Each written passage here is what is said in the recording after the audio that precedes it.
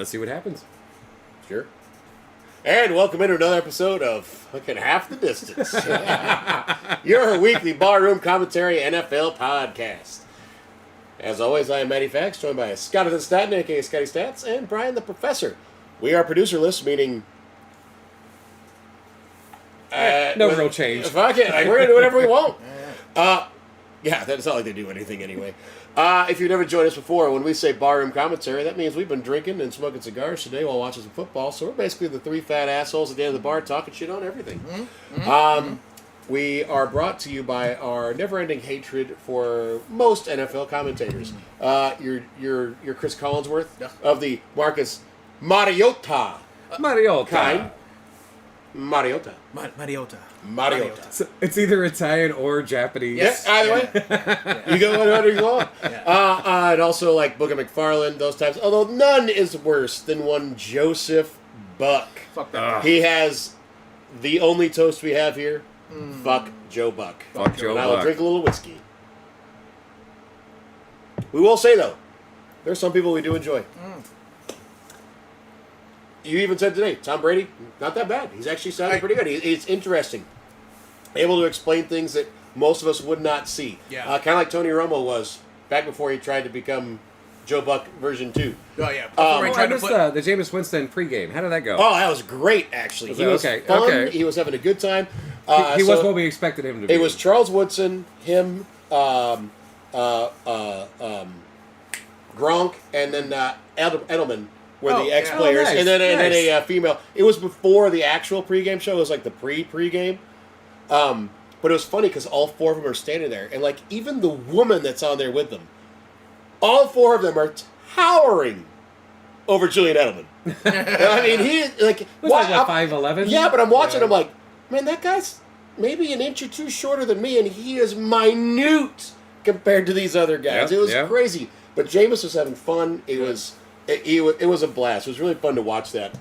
In fact, at one point they even said, like, they asked him, like, you're in a quarterback room with a rookie who's starting now, and with Russell Wilson, who was going to be this season. Like, what's the quarterback room like? And he goes, listen, Jackson Dart will give you everything he has out on the field. It's a lot of fun watching him play. It's a lot of fun watching him practice. It's like he's a great young player. I can't wait to watch him become a better player in the league. And then even with Russell Wilson, he didn't badmouth him. He's like, listen, that man has won Super Bowl.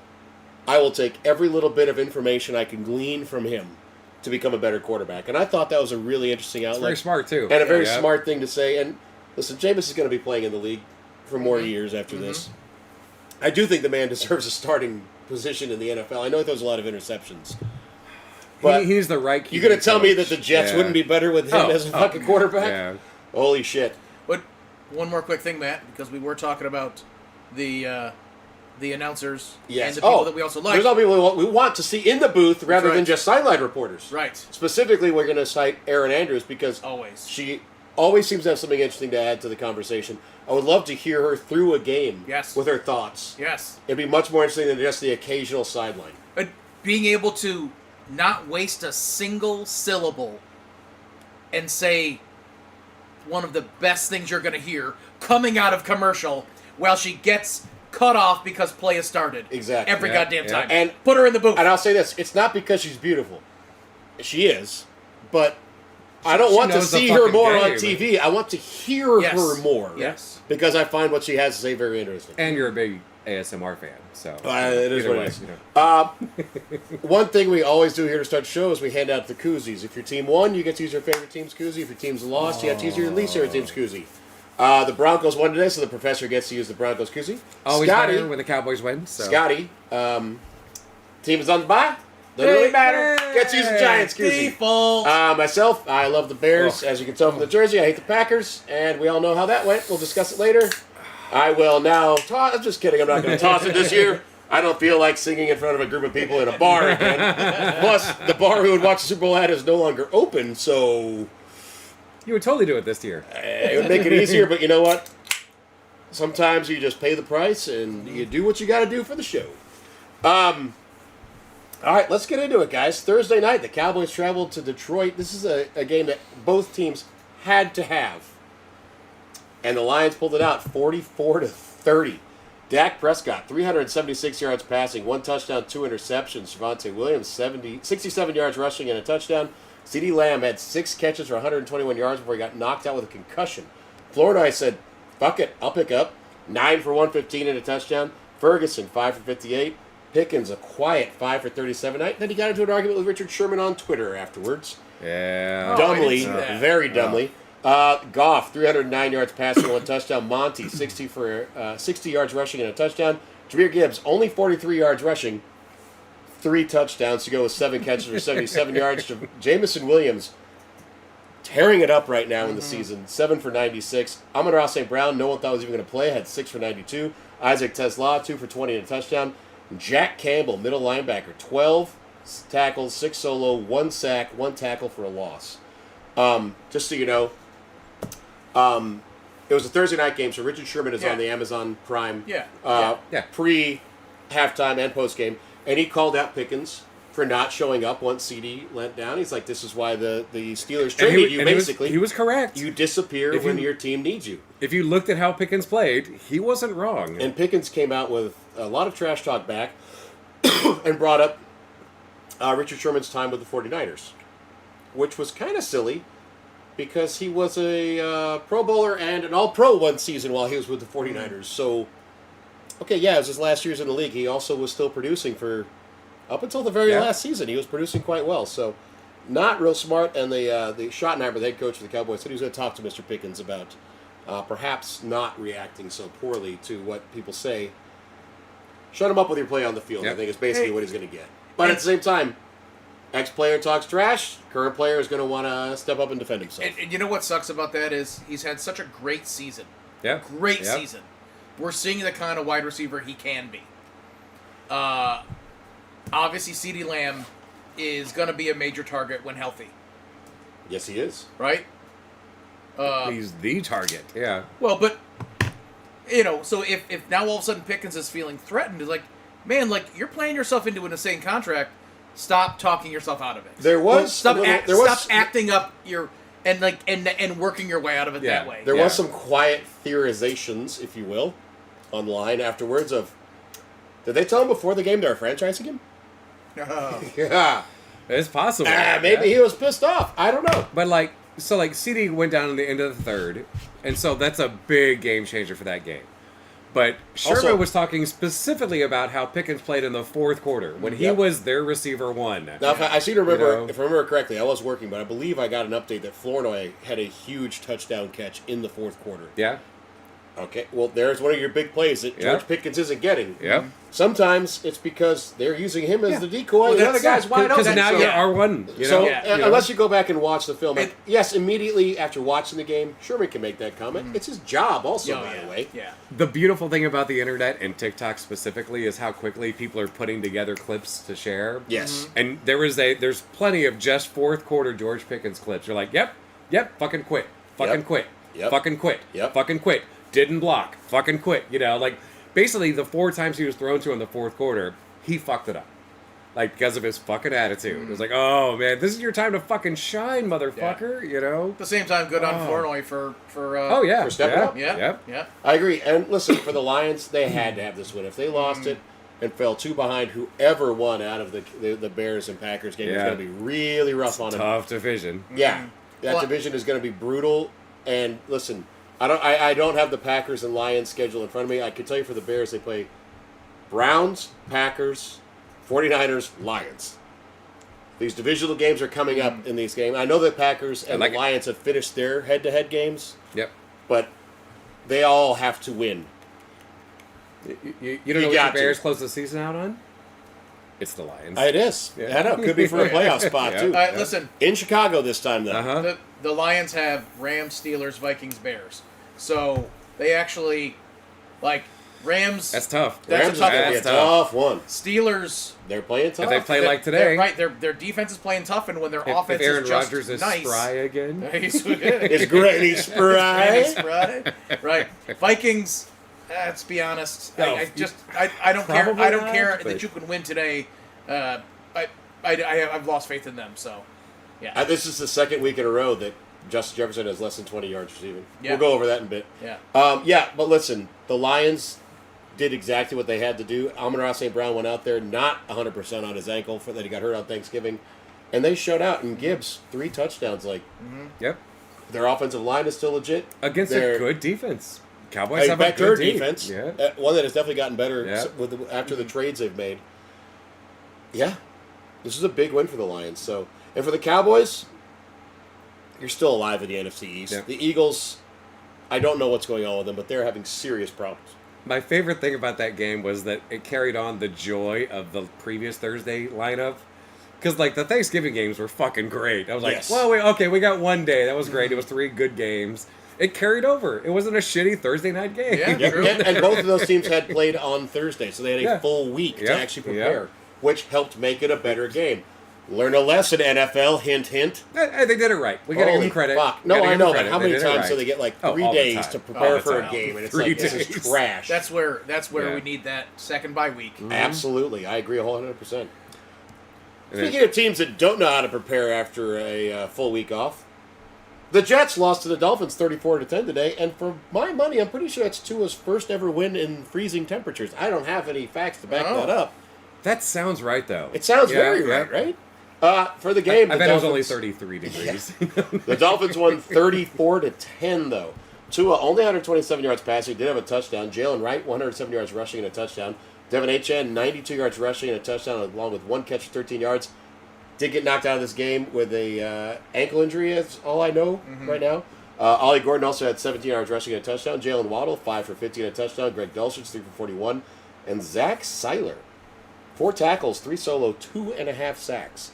For the Jets, Tyrod Taylor started out, had 6 yards passing and an interception before he had a groin injury. Justin Fields was already out with a knee injury, so Cook, undrafted free agent out of Missouri, came in, had 163 yards passing to go with 2 interceptions. Breece Hall, 43 yards rushing. Taylor, 5 catches for 51. Mechie, 4 for 34. And Sherwood, 15 tackles, 6 solo. It's kind of a microcosm of the Jets season here. Yeah. You think it's bad now? It's going to get worse. I think it's perfect that Brady Cook comes out, first fucking NFL game ever, and does exactly what every fucking first game NFL Jets quarterback has done in the last 12 years. 12? At least. I was going to say more like 25. Sanchez. First game as a Jet? I don't think it was that bad. Maybe not. Yeah. Maybe not. Yeah, he wasn't the 5th overall pick. But minus, so one would minus expect him to one be in a the little last better. 25 years, you know? Yeah. The Jets, they have so many issues. They traded away, as everyone knows at this point, 2 of their best defensive players. They've stocked up on draft picks. We'll have to see how that turns out for them going into next year with whatever they use those picks on in the draft. But listen, for the Dolphins, McDaniels is fighting for his coaching job. Yeah, I still yep. think. I know that the ownership group gave him a little bit more credit, and when they fired the GM and said they believe in him as the head coach moving forward. But he needed a couple wins where they actually went out and dominated. Yeah. And even though they weren't passing Even the though ball it's the a lot, Jets. And yeah. they ran all. I mean, What? to do the quick math here, it's 218 yards Yeah. just with the 3 running backs I listed. They almost had 200-yard rushers. Yeah. Yeah. So And they- that's with HN going Getting out. hurt. Yeah, right. yeah. It would have been 2. Jalen Wright yeah. stepped in and And, produced Dominated. well. Yeah. and I think that's what you credit goes to coach on this one because Tua's not putting the ball downfield very well. They had that little stretch right after Tyreek Hill got hurt, and it's like, look, we can go downfield, but then it was like, oh, everyone now knows the game plan, everyone adjusts, and he's like, great, Yep. now what do I have to do? Against the Jets, I can just run the ball, and I got 3 guys that can do it. I actually said 3 guys. Jalen Waddle got more yards than Ollie Gordon. Ollie Gordon can fucking run. Yes. So the fact that he was number 4 on that list, come on. But, like, we had so discounted the Dolphins. All of us picked the Jets to win this game. We're like, the Dolphins, like, yeah, they got a little lucky 2 weeks ago, but... We were all thinking freezing temperatures. That's Yeah. where the Dolphins Yeah, shrink. Yep. It just traditionally has been. yeah. But also again, like that's where, credit to the coach. Yeah, and who Run- knows? If run the Tyrod ball. Taylor had stayed healthy, maybe this would have turned out a little better for the Jets. But you know what? He already had 1 interception on one of his, 4 or 5 passes Yeah. to start the game, so wasn't looking great to begin with anyway. The Steelers traveled to Baltimore and won 27-22, and I believe they are the only team with a winning record in their division right now at 7-6. So sad. But listen, Aaron Rodgers, 284 yards passing, 1 touchdown. Kenneth Gainwell, 15 yards rushing and 1 touchdown, to go with 6 catches for 27 yards. Jalen Warren, only 13 yards rushing, to go with 3 catches, 49 yards and a touchdown. DK Metcalf, 7 catches, 148. Austin, 1 for 31. Highsmith, 7 tackles, 7 of them solo and a sack. For the Ravens, Lamar, 219 yards passing, 1 touchdown, 1 interception, 43 yards rushing and a touchdown. Derrick Henry, 94 yards rushing. Mitchell, 76 yards. Flowers, 8 for 124. Likely, 4 for 25 and 1. And a very untimely drop in the end zone also that I actually thought was a catch. I thought he had control after 2 steps, and then it got knocked out. They still called it incomplete, so that is what it is. Rashad Bateman, 2 for 23, and one of the worst drops at the most inopportune times that I've seen this year. First of all, it is very strange to see a team that has 28 yards rushing from their 2 primary backs win like this against a team that had 94 yards rushing from their primary. Mm-hmm. Not to mention just the complete... I mean, if you take DK Metcalf out of this, the Steelers didn't do a whole lot. Nope. And the Ravens... Aaron Rodgers scrambled a lot. He did. He was very spry for a 99-year-old man. No, he really did, though. Like, I know. He's going to be fucking hurting all week long. Yes, he's got ice baths for Yep. days. But listen, like last week we were talking about this. There is something very wrong with the Ravens. Yeah. And also, this is a week where the Steelers come in where there's been actually been chance from the fans to fire their head coach, Mike Tomlin, who has never had a losing season. I realize they haven't had great success in the playoffs the last decade. Yeah. They've also been trying to replace Roethlisberger for almost that entire time. Oh, yeah. Yeah. They have yet to find a quarterback of the future. And it's like, guys, if you think it's bad now, you fire Mike Tomlin. Yep. What coach is going to want to step in there and be like, okay, we've got aging defensive superstars on massive contracts. Yep. And DK Metcalf on offense. Like, Yep. You do not want to fire Tomlin. Nope. And, like, Gainwell's a good running back, but you haven't built up a line for him to punch holes through, you know? No.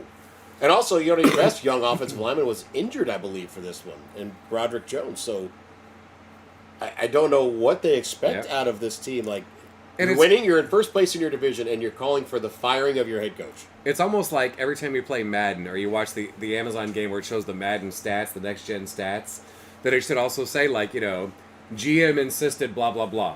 GM traded this. GM, you know, it's like, because that's the information we really need. Like, you can only coach the team that they build for you. Oh, yeah. And I'm sure that he has some input. But ultimately, it's up to fucking management in terms of who the players that you beer have tastes are, like absolute you know? shit in that koozie. Oh, my God. Let me see if it's just you. No, it's bad. That's usually a very good beer. It tastes like shit out of that koozie. Feels like a fresh victory to me. Ah, you piece of shit. But yeah, Ravens, serious issues. And also, John Harbaugh's name has come up. I was going to say, clash of 2 legendary coaches. Right. And these are guys that, and maybe they would never want the job, but like, in my mind, those are the types of coaches that, like, if they ever wanted to become a GM, would be incredible. Mm-hmm. Right? Now, there's a separate level of politics you got to play. Yeah. And you can coach until you're really, really fucking old. So you don't have to become a GM. But, like, guys with that type of brain, don't get me wrong, I would rather see them out there putting wins together. Right? I want both of them, like, the ability, like, their defenses over the years have been so great. Yep. Right? But I just feel like they have the brain to be an incredible GM, but it's so much politics behind those decisions. Like, some of these guys, like, got to be like the consigliere for the owners, or something. I mean, like, sort of, yeah. Someone who's just, like, so trusted, and it's like, here's what you do, just fucking follow my lead. It's... Who are you going to replace him with? Yep. Dayball. Tomlin's going to, you know, if Tomlin leaves on his own... Mike McCarthy? Like, what the fuck are you going to do here? He's in all the fucking chatter already. Like, oh, God, no, you know? I would love to see, like, so they both get let go this season. And they just go to the opposite team. And they flip teams. But, like, that would be hilarious. Especially, like, because, again, I don't know the relationship between Tomlin and management. Yeah. But if he went to a team that, like, from all, like, optics, like the Colts, with that new management team in place, the new ownership in place, like, they seem to give a fuck of what the coaching staff thinks. Yeah. A really good coach that actually has a real say in who they fucking pick up. That, I mean, any legitimate head coach would be begging for that kind I of don't relationship. know at this you point know? if the Colts would want to let Shane Steichen go. I think No, he's done a yeah, great they job wouldn't. this year. I'm just saying if he was garbage, if they didn't have Steichen, you know. Oh, and Daniel Jones will undergo surgery for a torn Achilles. So Oh, that's of the end of course, his year. yeah. All right. Yep. All right, that's one more quarterback that I've killed on my fantasy team. There you go. Sorry, everyone. You've done a lot of damage to some quarterbacks this season. I've done a lot of damage to players in general on my fantasy team. It's All been- right. Yeah. An NFC South matchup. The Saints travel to Tampa Bay in a rain deluge and said, "Fuck you, Tampa Bay." Tyler Shuck, only 144 yards passing and an interception, but he had 55 yards rushing and 2 touchdowns. Devin Neal, 70 yards rushing and a touchdown. Vele, 3 catches for 40. Juwan Johnson, 4 for 38. And Chris Olave, 3 for 30. For the Bucks, Baker Mayfield, 122 yards passing, 1 touchdown, 1 interception, to go with 42 yards rushing.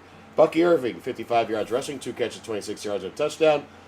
Rashad White, 53 yards rushing. Sean Tucker, Syracuse fame, 29 yards rushing and a touchdown. Godwin, 5 for 55. Otten, 3 for 19. And on the defensive side, Vita Vea, the gigantic defensive tackle, had 5 tackles, 3 solo, and a sack. The Bucks have lost like 4 in a row at this point. The Saints have been playing people tough all year. Tyler Shuck, I was questioning when they moved Spencer Rattler to the bench and started him, how wise that was, but I am starting to have to eat those words. I mean, he's looking like it's not like he's putting up good numbers, but he's not play. I mean, he's he had an interception. I get it, but like for the team he's on, this is surprising. Like when you think about Will Levis playing absolute garbage football on a bad team. But then you watched him play also terrible. Could he ever develop into something? Who knows? He was playing on a garbage team, right? Yep. We don't know. But here's a guy who's... Oh, I'm sorry. I just here's the guys that... Sorry, everyone. Sorry. You Collinsworth it. I'm not going to finish my Do you thought. want to say something very nice about Patrick Mahomes? Just continue the whole trend? Yeah, excuse me while I cough Patrick Mahomes' dick and Josh Allen's dick out of my mouth all the same time. There you go. I'm going to move on. I have nothing... I can't say it anymore. All right. Listen, the Bucs side of things, they've had some injuries to their wideouts. Their defense obviously has some flaws. Carolina Panthers are not tied for the Bucs with the Bucs for the NFC South lead right now. Yeah. They're both at 7-6, I mean, and lead. but I believe they play each other at least one more time. So I can only assume that the Bucks are just getting really fucking tired. I think because so. how many times did we talk about another injury, another injury, another injury? no, we need the Nope. we need not the Saints. We need the Bucs schedule.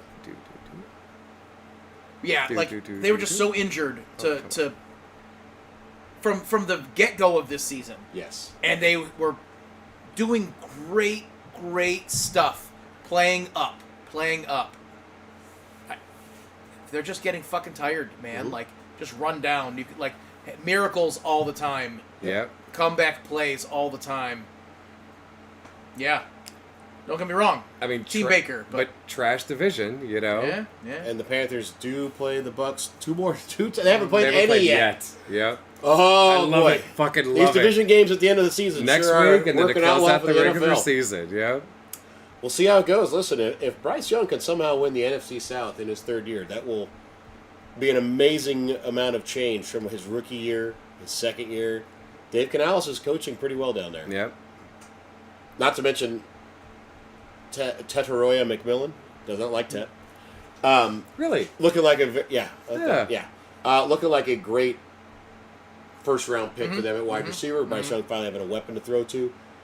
They've got 2 good running backs. They have a pretty good defense to lean on. So it'll be interesting to see how they play against the Bucs. It's always nice when you have a. I mean, obviously, you got a quarterback who's been there a couple seasons, but who's has not looked great.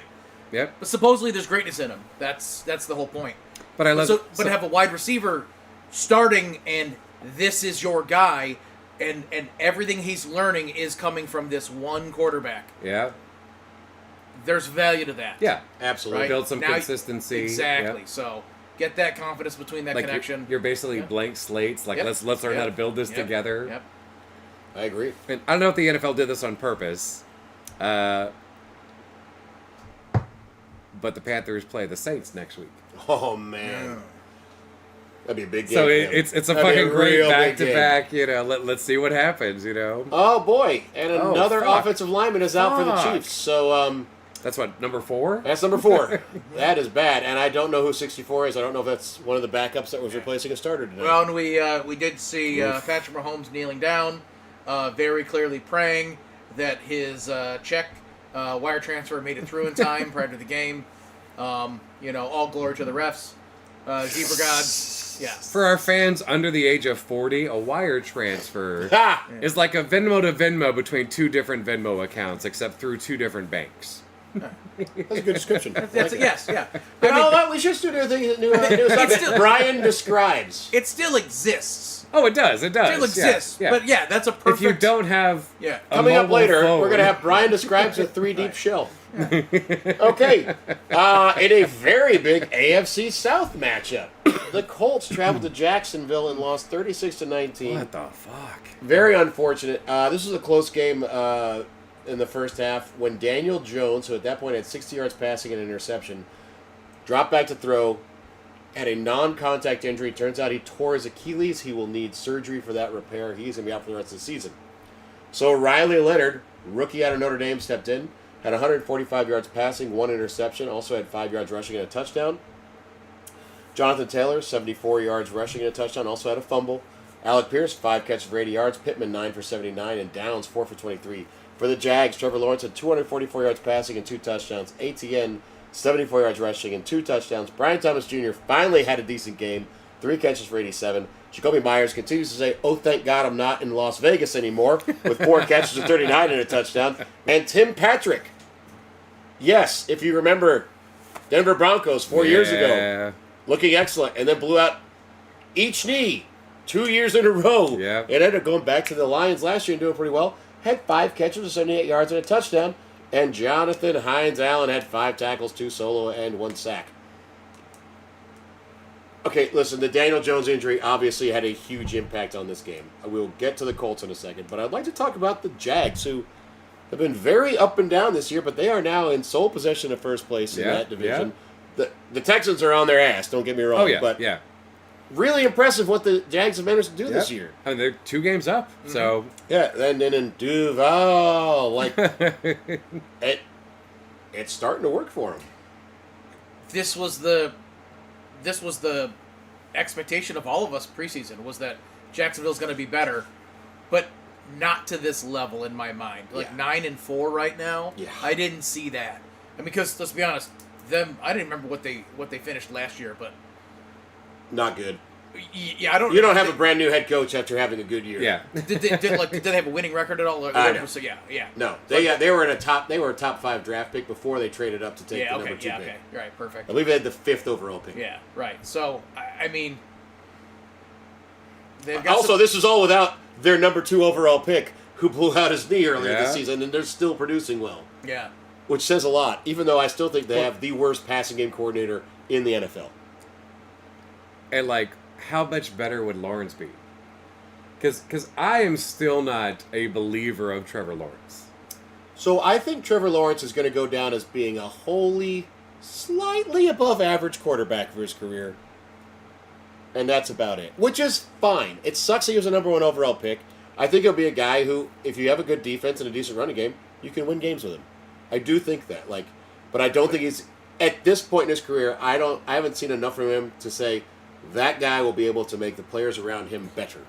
And that's where those big contracts really, really suck. Because he is making a fuck ton of money. If he's going to be a system quarterback, you need the money to build the system around him. Mm-hmm. You know? Yep. But I just looked ahead on their schedule. They've got a real strong ability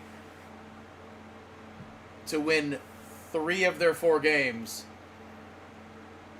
And that 4th game is the Broncos. Oh. Oof. Ooh. So they go Jets, Broncos, Colts, Titans. Oh, wow. The Jets, Colts, Titans are all winnable, especially with a rookie. Because they don't even know if Anthony Richardson is going to be healthy enough to come back and play. He would be the one you want stepping in. Well, they're saying, because he's recovering from a broken orbital bone, so... Do you remember how that happened? No. He was using stretching bands before. That's game right. and Oh, that's right. And shattered. He's lucky he right. didn't lose a fucking eye. Let's be honest here. Yeah. But instead, I think what happened was he was stretching and it popped up in his hand. Yeah, hit him. he hit himself basically. Yeah. Yeah, it wasn't the band that hit him. But Otherwise, it snapped, he might have yeah. lost his fucking eye. Yeah. Who knows? Yeah, that could have fucking busted his retina. So Yeah. it's better he punched himself in the Yeah. face. Now, you know? as a fan of watching football and watching athletes out there, I would really prefer to see Anthony Richardson at this point. I think he's probably had enough time to sit and learn from Daniel Jones about preparing. Well, but this and under Steichen also. Yeah, Yeah. Because, like, once that happened, we're like, well, that's fucking it for the Colts. And then Danny fucking dime stepped, like, holy shit. Mm-hmm. And then he gets fucking out, you know? Yeah. Like, oh, man. Which really sucked, because he was already playing on a broken fibula, like, trying to tough it out. And then because, of course, you're going to use the other leg more. Compensate, yeah. Yeah, it fucking sucks, man, because the Colts were looking so good at the beginning of the year. Their offensive line has improved from last year. Jonathan Taylor was having an absolute career year. I don't think he's anywhere near the Offensive Player of the Year discussions anymore. Mm-hmm. Well, they didn't need He deserves to be. The team didn't need him to be that fucking monster this year because fucking Danny Dimes was a good quarterback. You know, it just fucking sucks. Is it a 3? Man. Yeah, it's a 3-game I stride mean, for as him. I'm looking back at the jumping back over to the Jags, as I'm looking back at their schedule, it definitely looks like a lot lighter overall schedule. But they're on pace for 12 wins. Holy shit! That's fucking awesome. That's gonna be a nice seeding in the playoffs. Yeah, absolutely. So that gives them I say that, but this year's so fucked. I know at some point it's not gonna matter. And actually, You know what I mean? Jags' only like really bad loss was against the Rams. Oh yeah. Their other losses pretty close. Like one against a good Texans defense, you know. All right. The Titans, in the first overall pick, travel to Cleveland to take on the 144th overall pick at quarterback in Shadur Sanders. The Titans won this 31-29. Cam Ward had 117 yards passing, 2 touchdowns, 1 interception. The Professor's starting running back, he pulled him out of his starting lineup and put him on his bench this week. Tony Pollard. Yeah. 106. Why would you start him against the Browns defense? All he did was 161 yards rushing and 2 touchdowns. How? I'll tell you how. A couple big breakaway runs. Yep. Tajay Spears, 2 catches for 28 yards. DK, 5 catches for 24 yards and a touchdown. Okonkwo, 2 for 20. And Elek Eomanor, 1 for 14 and a touchdown. For the 144th overall draft pick, Shadur Sanders had 364 yards passing. that bitch out. 3 touchdowns and interception, 29 yards rushing and a touchdown. Quinshon Judkins, 26 yards rushing and goes with 1 catch for 58 yards. Harold Bannon Jr., tight end out of Bowling Green. Should have won tight end of the year in the NCAA last year. I'm not going to let that go. I know. 8 for 114 and a touchdown. Jerry Jeudy, 3 for 76 and a touchdown. Dylan Sampson, the other rookie running back, 5 catches for 64. David Njoku, 1 catch, 1 touchdown, 1 interception. The Browns drove down the field, threw the fucking touchdown to get to 29-31 and went for 2. And at that point, they took the man who had thrown for 364 yards and 3 touchdowns and rushed for another touchdown and had 2 great touchdown drives in the fourth quarter to get to that point. They took him off the field and did a direct snap to Quinshon Judkins. Can you please help me make sense of this? Sorry to get loud and get a little abrasive, but what they the thought absolute the trick play would work. fuck? Yep. So fucking. I like Stefanski. Collusion? I think Stefanski has been fucked by management with that goddamn Deshaun Watson contract and trade. But this choice, you cannot tell me that Shadur Sanders with the ball in his hand was not a better option than whatever the fuck it was they tried to do with Judkins out of the Wildcat. Yep. Well, especially because it's not like the running game where they didn't really have, they needed to put the ball downfield the whole time. They were, I get it. But, it's not like the running game was, they had done enough of it to say, oh, here's exactly how we scheme against. Because they weren't using their running game at all. No, not at all. They had no running game. Yeah. So that's going to, and when you set up in Wildcat, you fucking know what's going to happen. So it's not like it was like a pitch to Judkins, which would have made a lot more sense. No one's expecting that. But to just take the one man who could actually really throw the ball accurately and off then it's like, the field with a 2-point you have to what's going to happen now? And what happened? Quinshon Judkins did not have an open lane. Yep. He ran around and then threw an absolutely awful pass to a man in triple coverage. This was to me a complete microcosm of how bad the Browns season has been, with decisions by coaches. Yep. I mean, the first time Shooter Sanders hit the field, he had not even taken a snap with the starting offensive line. Mm-hmm. I understand that during training camp when he's the number 4 quarterback. Yep. But by the time like Dylan Gabriel's a starter, yeah, and then it's him because you traded Flacco away. Yep. What is Stefanski doing? Tanking? Maybe they said we want a higher draft pick, Kevin. Because 4 wins would have been too many. I mean, we will talk about the Titans, but I'm sorry, like, I don't know what the Browns... The Titans are trying to win. Absolutely. Trying to get some belief in these young players that they can produce at the NFL level. No, they're trying to get more than 1 win. I don't know about that whole other thing, but... Like, okay, a 2-win season, okay. We can sleep mostly at night. Well, like, for poor Browns fans, Yep. you're paying a lot of money to go watch these games. Yeah. And you have the Tennessee Titans with the worst record in the league coming in. You've got Myles Garrett, who did get a sack today, so he's only 3 shy of setting the all-time But record he's off now. pace now. I don't remember exactly who he's up against, but I remember looking at the Browns' schedule and thinking he will get that easily. He's going to get it, yeah. I'll tell you in a second here. I know they have the Bears this coming week. Bills and Steelers. And then Bengals. Oh, yeah. He's going to get it. So, yeah, I'm sorry. Well, listen, getting a sack on Josh Allen is not easy. Getting a sack on Caleb, really not easy. Dude, that motherfucker was sneaky as shit today. Yeah. Getting one on Aaron Rodgers is getting easier as the season goes on because that line is getting tired, and you're gonna get one on the Bengals. So, you might get a couple on the Bengals. You might get a couple on the Bengals. Yeah. At the same time, how many of these teams are like, fuck this shit, not on me, not on my. That's watch. exactly what it's going to be. Which is Which is what you want. Yeah, but it's also going to make those guys like overcommit. Don't get me wrong. Would it be great to see Myles Garrett break that record? At the same time, like, if it ends up being stupid and now also they're overcorrecting, and you have someone like Shedeur Sanders who might be able to play some ball. He played well today. I know the Titans' defense isn't very good, but Shedeur played very well today. They're not good, and he put up 360 on them. Yes. He has 360 yards. He has 300 yards before Drake May had 300 yards. Drake May hasn't had a 300-yard game yet. That's with insane. The Cleveland Drake May has Browns. had a great season, yes. too. Like, when we say that, we're not talking trash of Drake May. No. He's been fantastic. He's had a great season. So, yeah. But, like, they were down, and he put the team on his fucking back and took care of it. Yep. To take him out of the game on that 2-point conversion, like, I'm sorry, like, you don't take out the one man that can throw the ball in that situation. Like, the one man that's kept you in the game this whole fucking time. Yes. All right. That's enough about the Browns. For the Titans, this has to be so nice for Cam Ward. I know he didn't have a huge game statistically. Pollard, with his rushing, definitely helped out a lot, but that poor kid. I mean, he was already a 0-star recruit. Who played at nothing colleges before Miami finally signed him. And managed to get drafted number 1 overall. I am so happy he got another win. And I'm glad that he got to enjoy that in the NFL because better days are coming for him. I do believe that he will be a good quarterback in this league. Yeah. He has almost no one to throw to. His offensive line that they've invested a lot of picks in is not very good. No. And before this week, I'm not sure he had a 100-yard rusher this season.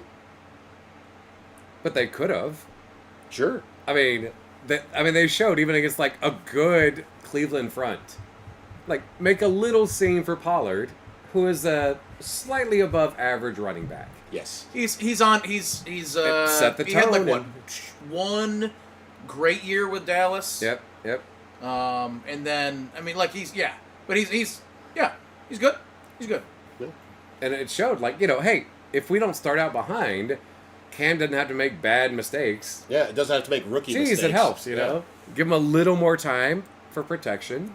Especially because everyone else on that field needs time.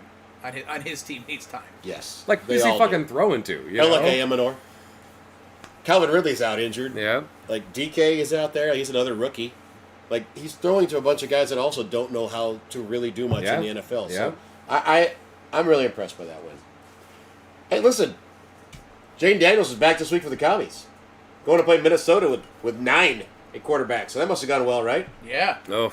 Nope. 31-0 Vikings. Holy shit, commies. Jaden Daniels, 76 yards passing and 1 interception before he got hurt. So Marcus Mariota came in. Had 30 yards passing to go with an interception. Chris Rodriguez, 52 yards rushing. Krosky Merritt, 32 yards rushing. McLaurin, 3 catches for 41. Depot, 4 for 27. Brown, 1 for 19. And Ertz, 1 for 11. Got carted off. I have yet to see anything about what happened to him. For the Vikings, J.J. McCarthy, 163 yards passing and 3 touchdowns. Aaron Jones, 76 yards rushing. Jordan Mason, 52 yards rushing and a touchdown. Jordan Addison, 4 for 62. Justin Jefferson, 2 catches for 11 yards. I cannot say this enough, J.J. Throw the fucking ball to one of the top 3 wide receivers in the NFL and let him make a fucking play. Holy shit. Didn't have to. Nope. Naylor, 3 for 30. Oliver, 2 for 24 and a touchdown. Hawkinson, 2 for 12 and a touchdown. And Wilson, 6 tackles, 2 solo, and a sack. Brian Flores' defense has not been rock solid all season. Did he just give the framework for how to make sure the Commanders' offense doesn't do shit? Well, because they've been very good with Mariota at quarterback this season. Like last week against the Broncos, very good defense. Yeah, they still produced. Yeah. But and the Vikings shut them down. At the same time, man, Washington has fallen apart. Like every ounce of energy they had at the start of the season, it seems like it's gone. Like it seems like the team is falling apart. How many have they lost in a row? 8, I think it is. What did it start with? Because I believe there's an actual odd bit of symmetry from last season. They went win-loss, win, and then they have lost. So they lost to the Bears on a last-second field goal. And then downhill from there. Yeah. Oddly enough, yeah. Same shit happened to the Bears last year after losing on a Hail Mary to the Commanders. Yeah. But let's be honest, their wins, they 21-6 opening game against the Giants. Yep. Okay. And more importantly, against the Russell Wilson Giants. Who, again, I never really got the feeling that teammates actually believed in. Lost to the Packers, fair. 41-24 against the Raiders. Feels like you're okay. Kicking the shit out of a bad team like you should. Yep, right. And then a loss to the Falcons because the Falcons have that in them to just be... Nice catch by Nico Collins downfield. 27-10 over the Chargers. That's a good win, too. And then it was the 1-point loss to the Bears, and then it went downhill. Now, admittedly, in the middle of that, Jaden Daniels had the elbow injury. Yes. He got hurt again today. I am still questioning if they even should have put him back in to play this season. Now, I realize he wants to play. I know, and he's a very good gun quarterback. I am not taking anything away from him. I worry about his injury issues because he is... He's slight of frame. Yes. He is still... If he was standing next to any of us, would be a very large person. Yeah. But compared to NFL people, he is a very light person for being like 6'3" or 6'4". I worry about him getting injured. And I get it. He's back in the elbows, non-throwing elbow, but I don't know, man. I feel like they should have given him at least a week or two more to get truly healthy. Yeah. This really sucks for the commie. So they play the Giants next week. Okay. That's a possible win. Mm-hmm. It's possible. Mm-hmm. Then Eagles, Cowboys, Eagles. So if they beat the Giants, they will finish 4-13. They were 12-5 last year. Year before, 1 game from the Super Bowl. 4-13. Wow. If you go 4-13, 12-5, and then 4-13 in a 3-season span, fuck. And it was like, oh, you're gonna get Terry McLaurin. Oh, that's gonna be great. Like that's what a great pickup. You had for Deebo you guys. Samuel to that offense. Yeah, Deebo. Sorry, they had Terry McLaurin. Yeah, and Terry's under contract now because he signed to an that's what it was. extension. Right. This is great. Terry, adding Deebo to the team, like wow. Ryan Robinson Jr. Oh yeah. Why'd they let him go again? Oh. Listen, I want to say this though, like, because J.J. McCarthy, justifiably, I mean, he's a young quarterback, but he's been bad the last few games. Yeah. Yep. I'm kind of happy for the kid that he went out there and had a pretty good game. Like, he needed it.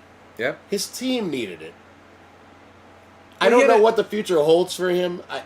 I'm assuming that he'll still be the Vikings starting quarterback next year. You invested a very high draft pick in him, so I don't think you say let it go and get rid of him at the end of the season. I think that'd be the height of ineptitude. They need to find someone to sit in that room with him. Yes. And Like Carson Wentz may not be the best man. To yeah, learn right. Oh, I forgot about Carson Wentz. Yeah. Yeah. Yeah, no, you need someone like him, but then you need someone not Carson Wentz to be your number 2 quarterback because, you know, he needs some help. I mean, like, if Justin Jefferson isn't open against Washington, Yep. in your eyes, Yep. means is he going to get the hardest coverage? Obviously, but you're not even willing to make throws to him because it looks too tough. Yep. Like, is it? I don't know. That's the fact at all. It just like feels like it. It feels like It really is. right? Like even like when it was like Jefferson and KJ Osborne, like Jefferson still got fucking open. He still fucking had amazing numbers. So was Kirk Cousins that amazing? Let me just see You know? something real fast. I'm sorry to break out my phone on this, but I want to see something. Jefferson had 4 targets.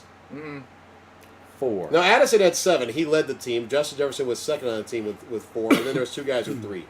And I get it. In some of those cases, the other guys are open, so you're throwing to the open receiver because the coverage does go towards Jefferson. I am still a big believer and proponent of if you have a guy who's a top 3 wide receiver, you need to, I don't care if it's a 50-50 chance. If you have him in single coverage, you have to trust him. You to have cover. to trust Yep. him to make the play. Oh yeah. When it's Justin fucking Jefferson. Yes. Yeah. Listen, I'm not saying if it's Jalen Naylor, throw a fucking deep bomb that's a 50-50 to him. I'm not saying that. It's Justin Jefferson, man. Man. He's gonna make you look good. Yes. Right? Yep. That was to- DeAndre Hopkins on the Cardinals. Yes. Yep. Right? Kyler Murray knew where the bread was buttered. Absolutely. Yep. And he threw it to him as he should have. Yep. Actually made him look good, unlike all the rest of his career. Yeah. Okay. The Falcons were all amped up and ready to take on the Seahawks today. Black Falcon. They weren't quite prepared, though. 37-9 Seahawks. Sam Darnold, 249 yards passing, 3 touchdowns, 1 interception. Charbonnet, 46 yards rushing, go 2 catches for 20 yards. Velus Jones, I didn't even know he was still in the league, 32 yards rushing. Walker, 29 yards rushing. Jackson Smith and Jigba said, fuck it, I'll just do 7 for 92 and 2 touchdowns. Rashid Shaheed, 4 for 67 and a touchdown, and a 100-yard kickoff return touchdown. And Emmanuel, 6 tackles, 5 solo, 1 sack, 2 tackles for loss, and a blocked field goal. That's a hell of a game. Yep. For the Falcons, Kirk Cousins, 162 and 2 interceptions. I'm not sure what that breaks down to for the $40 million he's making a year. But I'm just going to call it $20 million per interception. Bijan, 86 yards rushing. Algier, 34 yards rushing. Go 2 catches for 33 yards. Kyle Pitts, as the number 1 receiver today, had 6 catches for 90 yards. Drummond, 3 for 21. Darnell Mooney almost had a touchdown, but he stepped out of bounds before he actually got to the end zone, and you can't be the first person to touch the ball when that happens. Seahawks defense is fucking unreal. Kirk Cousins is limited on a good day at this point in his career. Yep. Bijan, 86 yards rushing, not bad against that Seahawks defense. But when you're behind, they weren't behind in the first half was a lot closer Yeah. than the final score makes it look. In the second half, the They Seahawks just rolled fucking right. rolled them. Yeah. But listen, this AFC West, the Seahawks, the Rams, the 49ers, this is an outstanding group of teams. Yep. I'm enjoying watching this Seahawks team, too. And Sam Darnold, I love the fact that he and Baker are having this mid-career renaissance. Like, it is a great lesson in why the Vikings should not give up on McCarthy, and why the Titans need to stay the course with Cam Ward. Right. I don't know about Kyler Murray. We'll talk about that in a bit. But He's done. at least with the Cardinals, I think. The contract will be hard to give up, but somebody is going to want to take the chance on a quarterback with that kind of talent. Hey, the Giants make dumb moves. They have Dart already, sir. But, I mean, listen, the Seahawks and the Rams, how great is this matchup? And that's, people just forget that the 49ers are still just sitting there. Yep. Oh, yeah. And they've got a lot of defensive injuries, but they just keep fucking winning. They have a culture of injuries. Yes. Yep. They have a culture of next man up. Next man up. It's almost like they figured out how to train specifically towards that, practice towards that, I should say. I mean, sort of. Here's the thing. What it actually is, like, there was a book. What was the name of the one about the guy with the painting? Where it aged and he didn't. Dorian Gray. Oh, Yeah, yeah. the portrait of Dorian Gray. There's a portrait of Christian McCaffrey somewhere in that building, and every one of these injuries is just keeping him from being injured. That's all it is. Yep. Listen, for the Falcons, this has been mostly down season. They're to me, one of the more disappointing teams in the league. Yeah. Now, the Michael Penix injury sucks. And The that's the Drake thing. London injury sucks. Yep. Cousins, after the Sucks. Achilles tear, he has not been able to come back to where he seems to have really the proper hasn't. arm strength. He's still a serviceable backup. And he's a great person But- for Penix to learn Yeah. from. Oh yeah. Yeah. But the amount of money they're paying him. But like when Penix gets hurt and London gets hurt, like what are you gonna do? yeah, You know? like, well, you throw to Kyle Pitts. 6 catches for and you're 90 not yards. as deep as the Niners, so No. you can't sustain those kinds of massive injuries. No, and you don't have enough defense. You have a better defense than last year. Not good enough But to also, stand on Seattle. Kirk Cousins, well, he might not be recovering. That's what it looks like, recovering to 100% form. He also went to a team without the same level of coaching talent. Oh, yeah. Or Yeah. without Justin Jefferson, Jordan Addison, Hawkinson. Yeah. A few things there. Kirk Cousins had been a good quarterback for a while. Yes. Oh, yeah. And also, I don't know who his agent is, but more quarterbacks need to sign on with that guy because he has made so much fucking money. Yeah. In Holy 1-year deals. shit. Fuck yeah. Absolutely incredible. But yeah, Seahawks. Those guys are amazing. And JSN, like, I don't know if I can say enough about how good of a season he's had. Like, Oh. You don't have Offensive to player of the 'cause year. everyone else is. it's a good point. That's the best part of it. Yeah, So I guess we'll let that go then. Hey, the Bengals and Bills played in a bunch of snow today, so they Yeah, probably they didn't did. score much, right? yeah, you would think. You would think. Like, there's no way that they scored like 73 points combined, right? Well, yeah, but it was all In a on the ground, snowstorm? right? No. Yeah, it would be all on the ground, right? Yeah, Like, yeah. no touchdown passes, right? Right. Fuck, I'm wrong. Bills 39, Bengals 34. Joe Burrow, 284 yards passing, 4 touchdowns, 2 interceptions. P. Ryan, 31 yards rushing. Chase Brown, 23 yards rushing and a touchdown. I go with 3 catches for 12 yards and a touchdown. Jamar Chase, 544. T. Higgins, 6 for 92 and a touchdown. And Mike, I am still alive. I'm not quite dead yet. Ain't Gesicki, dead yet. 6 for 86 and a touchdown. For the Bills, I cannot believe I lost 2 games starting Josh Allen today in fantasy. 251 yards passing with 3 touchdowns, 78 yards rushing and a touchdown. James Cook, 80 yards rushing, go 2 catches for 31. Dawson Knox, 6 for 93. Kincaid, 4 for 41 and a touchdown. Shakir, 2 for 16 and a touchdown. Hawes, 1 for 3 and a touchdown. Who? Exactly. And they also had one of the greatest interceptions for a touchdown I've seen in a while. Oh, it was a nice Burrow one. threw a very ill-advised pass. Defensive back jumped right up in the air, caught it, and took it right back for a touchdown. Fucking cut right. It's Just fucking great. beautiful. Oh, Oh, he so was fucking sweet. screaming up the field. Yes. There was no slowing him down after. No. No one was going to catch him. That No. wasn't even a pass. That was a. Yeah. He didn't. I don't care if DK Metcalf was on your team. No one was catching that dude. By the way, Fucking everyone great. needs to watch it. Every single player to be like, hey, notice how he didn't stop. He kept cruising the whole time. yeah. He was aware, but he was like, nah. I'm going to run right into the end I'm zone. going to run right in the To be end zone. fair, it was really fucking hard to tell when he was actually in the end zone. With Yeah, all that fair, fucking yeah. Well, there was a lot of It snow on the It was ground. kind of tough, But, you know? but don't gloss over the fact that after that beautiful interception, when the Bengals got the ball back, Deflected pass, intercepted. Yep. back-to-back interception from Joe Burrow. And that pretty much cost him the game. Yeah. What a fun goddamn Oh, game. absolute blast. Number one, I never got to play in snow. I only played it in high school, and I was in Texas, so I never got to play in snow. It has to be so much fun. I don't know. So- I don't know. Playing I it- love playing in bad weather. Playing in snow, I imagine it can be a little infuriating, especially if you're like slipping or you like lose sight of things, whatever. What isn't going to be fun is the Green Bay Bears game when playing in the bitter cold, because just everything. When it's just fucking hurts. frozen, yeah. Equipment is cracking. You know. Yeah, God. yeah. I actually saw that a couple times in that game. Yeah. Right. But listen, the Bills, like I when I predicted they would win this, I said that their offense needed to play against the Bengals defense. It was a get-right game for their offense, and it was. Yeah. But yet again, their wide receivers, not really the primary. Like Oh, Knox no. and Kincaid Yeah. are the primary Oh, receiving yeah. Oh, and weapons James on this Cook. team. Yeah. And James Cook, James yes. Cook. Like, I love Josh Allen. He has so much talent. He is so much fun to watch. Yeah.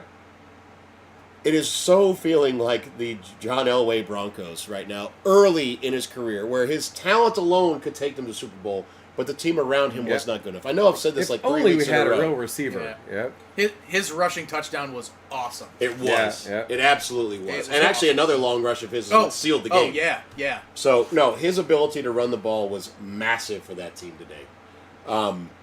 Just a fantastic game. And listen, for the Bengals, you so have to do so many things in this offseason. You need to get your offensive line fixed, and holy fuck, could you draft anyone on defense that could play? Anyone. Yep. My God, that Bengals defense is just trash. Because, T. Higgins is clearly a fucking Pro Bowler at this point. Yes. Like, the number of one-handed amazing grabs he keeps making. And he got knocked out of the game for a short while because his head hit so fucking hard off the turf. Oh, he also had a couple of drops. Mm-hmm. And he almost dropped the ball when he bounced his head off the turf. Almost. Oh yeah, no. He only counts at horseshoes and hand grenades. Bobbled it, recovered it, and then that could be weather. That could be absolutely. But yeah, I agree. This man he's incredible. Like, and any team, on the majority of teams, he's the number one. Yeah. Right? Oh, you tell me Buffalo wouldn't fucking love to have T. Higgins? They don't even need some of his level. That's the crazy part. So yeah, T. Higgins Jr. They need like Pittman. Oh, they love Pittman. You know what I mean? No, they already have Gabe Inconsistent Davis. Yeah. Ha! Nice. Okay. The Broncos traveled to Las Vegas. And they won 24-17. Bo Nix, 212 yards passing, go with 15 yards rushing and a touchdown. R.J. Harvey, 75 yards rushing and a touchdown to go with 6 catches for 25 yards. Cortland Sutton, 6 for 62. Bryant, 4 for 32. Lil Jordan Humphrey, 3 for 27. And Marvin Mims had a 48-yard punt return for a touchdown. For the Raiders, Geno Smith was 116 yards passing and a touchdown. Then Kenny Pickett came in. He was 97 yards passing and a touchdown. Ashton Genty, 30 yards rushing. Besh, 6 for 50. Bowers, 4 for 46 and a touchdown. Lockett, 3 for 41. And Jackson, 1 for 25 yards and a touchdown. Devin White for their defense had 19 tackles, 10 of them solo. Listen, the Broncos are a very good team. The Raiders gave them everything that they had, and it wasn't enough. Yep. So, at this point, I don't know what else to say. The Broncos have been playing very well all season. Yes, they're winning these games that are close, but that's what you have to do in the NFL. Not every game's going to be a blowout when you're a good team. Yeah. And teams are going to be amped up to play you. Yeah. They, it also seemed like it was Bo Nix kind of getting back to first season form where it's just, I'm going to pepper short targets left and right. Yep. You know? And with a defense as good as the Broncos, it's a bad example because the ability to blow out the Raiders is there. But they had control of the game. I think that was the difference. Is as close as the score was, that was a fourth quarter heroics on the Raiders to get that close. But Denver controlled it. It's always scary when you rely on the defense just to always come through. Yeah. But Bo Nix just peppering short targets, 212 yards, 31 for 38 attempts. Yep. No tutties. No tutties though. Bing, yeah. He had a rushing touchdown. Yeah. Oh, he had a rushing one. Yeah, but I mean, it's just like there was something nice about seeing that, put the league on notice. By the way, we can go right back to this when we want to. It's weird and because control the pacing. So as a Broncos fan, I'm they're not blowing away opponents, but they're always winning. And it seems are they playing down, or is this Peyton management of well, no, we'll put on the fucking heavy pedal when we need to, and we'll wait when we don't, because when we go to the playoffs, that's a lot more shit we can start to do that no one has ever fucking seen before. Right. And I hope that's what it is. Because this game, I was 35-10, And I was fuck. Okay, they scored. Oh, okay, that's a nice fucking return from Mims. And then you let them fucking score again. God damn it. Can you get more than a score ahead, And as a fan, I'm you could lose this game, but they just keep not doing that. And if that's on purpose, I'm okay, this is great. You're a fucking genius. But if it's not, I'm God damn it. I don't want to be this good record-wise and be one and done in the playoffs, you know? But the Raiders' touchdown was with about 2 minutes left in the fourth. Yeah. Right? Yeah. And that put them down by 10. Don't get me wrong. Heroics can happen. But you're playing the Raiders. But it's still the Raiders. You know what I mean? Yeah. That's who... When you are scheming for who's going to make this hero play, you don't need to do much. All right, just chew up the clock. Right. That's short passes. Keep marching down the field. Yeah, right. Because even still, it's they're still down 10 with Yep. Right. They got a field goal to bring it. Great, within 7, but yeah. Well, and when they get behind by 2 scores, and they're like, "Oh, it's okay. We'll come back and win this." Like, is it fun? Yeah. Do I fucking hate that? 100%. You know. Absolutely. The Bears traveled to Green Bay and took on the Packers and fucking lost 28-21. Caleb Williams, 186 yards passing, 2 touchdowns, and a very untimely interception at the very end of the game to end it. Swift, 63 yards rushing. Kyle Monungai, 57 yards rushing. Luther Burden the second, 4 for 67. Cole Kmet, 2 for 42. Loveland, 4 for 29 and a touchdown. Alameda Zacchaeus, 2 for 7 and a touchdown on a pass. I'm still not sure how it actually got completed.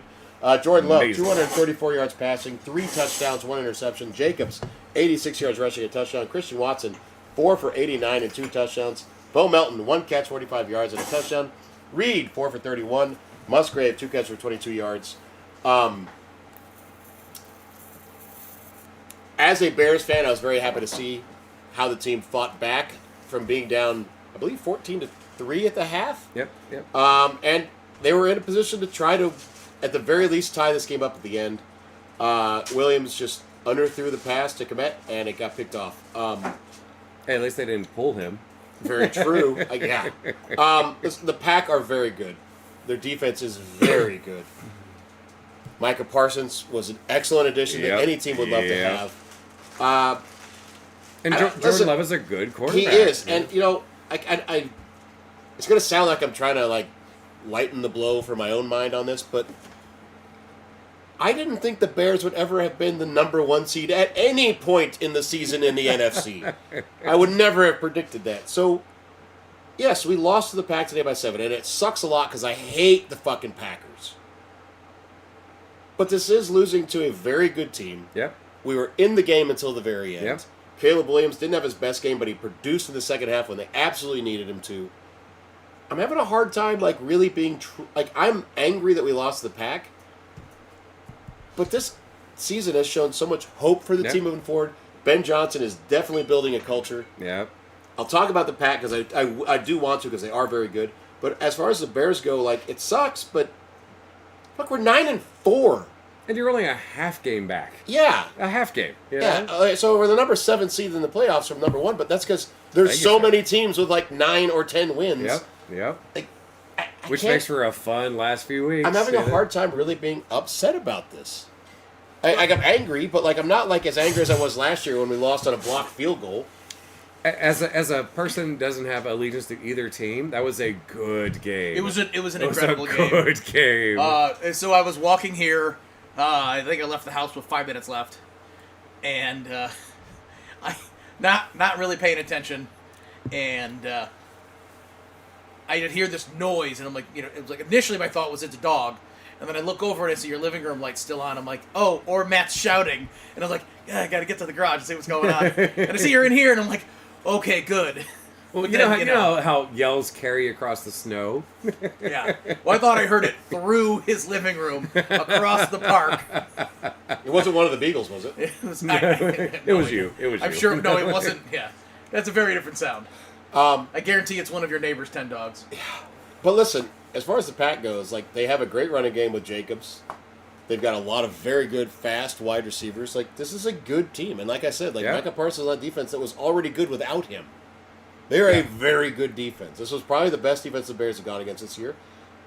It's a learning lesson. Well, like, as soon as that trade happened, you're like, God damn it. Yeah. Like, the one team you did not want Micah Parsons to go to was the fucking Packers. Yeah. Yeah. But, like, Jordan Love is becoming really, really good at not needing a receiver one. Mm-hmm.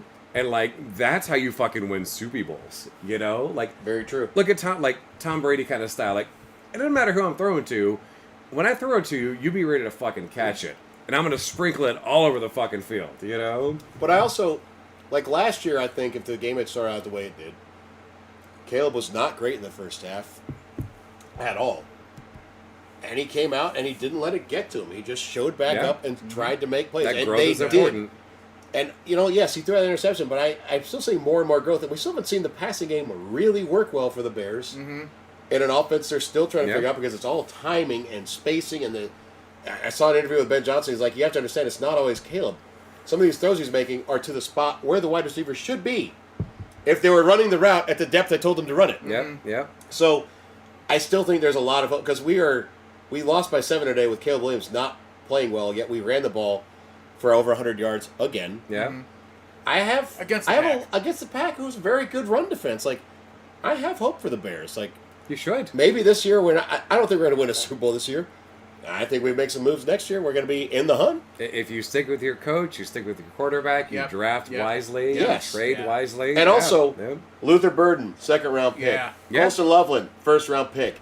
Kyle Monungai, 7th-round pick. Yep. Like, those 3 alone are starting to step up further and further on the depth chart and making plays. That is a really nice thing for the future. And I really hope that Loveland and Komet are, like, really fucking close. Like, good They buddies. actually do seem to be. So then, like, just keep helping each other out, especially Loveland, make him better and better, get him faster reads, like, I remember reading a thing, Cole Kmet was interviewed after the draft, and he said, Ben Johnson came and talked to him, he said, listen, I want the best 12 personnel in the NFL. And that requires 2 really good tight ends. And that's what they seem to have right now. Yeah. So, good for them. And listen, Pack fans, your team is good. Your team is a Super Bowl contender this year. Look at the tight end squad in Chicago. Like that's in Buffalo. Like very similar. Yeah, exactly. with Kincaid and very similar. Works really, really well. The expectation we were going to see that this year in Baltimore was there. That doesn't seem to be happening, but that's the same kind of situation. 2 really good tight ends. Likely just kind of dropped off. Yep. Is he injured or is he just? He played today. Yeah, he was injured to start the season. I think he was recovering from a knee injury. But and maybe it's just been slowing him down. Don't get me wrong. Well, Mark Andrews, he's gonna his hands are so fucking good, and listen, he's a smart player too. I am not saying that any of these teams we're talking about are anywhere near the level of tight ends I'm about to mention. So please don't hear what I'm not saying. The Patriots for a long time ran 12 personnel with Gronk and a murderer. Yep. Who was an excellent tight end in the NFL, yes, and they demolished teams running 12 personnel. Mm-hmm. So I don't mind the fact that they're trying to be good at this because you can run and pass out of these formations in a lot of different ways. So it'll be fun going forward. And you know what? We play the Pack again in 2 weeks. So Green Bay, enjoy your win, and we'll see you in 2 fucking weeks in Chicago. And as always, fuck Green Bay. Last game of the day, the Rams went to the Cardinals and. God damn, just give Stafford the MVP or Drake May at this point. It's going to be one of the two. The Rams win 45-17. Matt Stafford had 281 yards passing and 3 touchdowns. Blake Corum led them in rushing with 128 and 2 touchdowns. Not to be outdone, Kyron Williams had 84 yards rushing and a touchdown. Puka Nacua, it's a really quiet day for him. 7 catches, 167 yards and 2 touchdowns. Holy shit. Seven. Parkinson, 3 for... No one gets Seinfeld references. Oh, wait. Did he get 6 or 7? 6, 7? 6? I'm trying to ruin it for the kids. Yeah. 6, There's also a Friends joke in there with 7, by the way. So the 7 joke for Seinfeld was because he wanted to name his kid 7. George did, and someone stole the name. Yeah. I only remember no one gets Seinfeld references. It's actually an old Sports Center joke. Okay. Because Stuart Scott was on with who's the bald one, the glasses, white guy. Stuart Scott. No. Scott Van Pelt. They were on Sports Center together, and Scott Van Pelt made some reference to Seinfeld. And during the commercial break, he said Stuart Scott just goes, "Man, none of the brothers understand a Seinfeld reference." Anyway, for the Cards, Brissett continued having a very good season. He had 271 yards passing, 2 touchdowns. When your leading rusher, Bam Knight, only has 16 yards rushing, it tells you, number 1, you were down by a lot. Yep. And number 2, your running game didn't work very well. Michael Wilson, though, 11 catches, 142 yards, and 2 touchdowns. It sucks that Marvin Harrison Jr. has been injured. Wilson is stepping up. He was a 2nd or 3rd round pick 2 years ago, and he's really starting to develop. Trey McBride had a quiet game, 5 for 58. Brooks, 2 for 32. We'll get to the Cards in a second. I know I've already just said a lot of good things about the Seahawks, but man, I don't know what the Rams, Seahawks, and 49ers schedules are moving forward. I haven't had a chance to look at it. I know the 49ers play the Bears. It's the only one I know out of any of those. I hope there's a lot of divisional games left because holy shit, this NFC West is fun as fuck right now. Between the NFC North and the NFC West, yes, there's one team in each division that sucks. Up, Brian? I'll look up another one. The Rams only play the Seahawks. That'll be a fun game, though. Yep. That'll be a really fun game.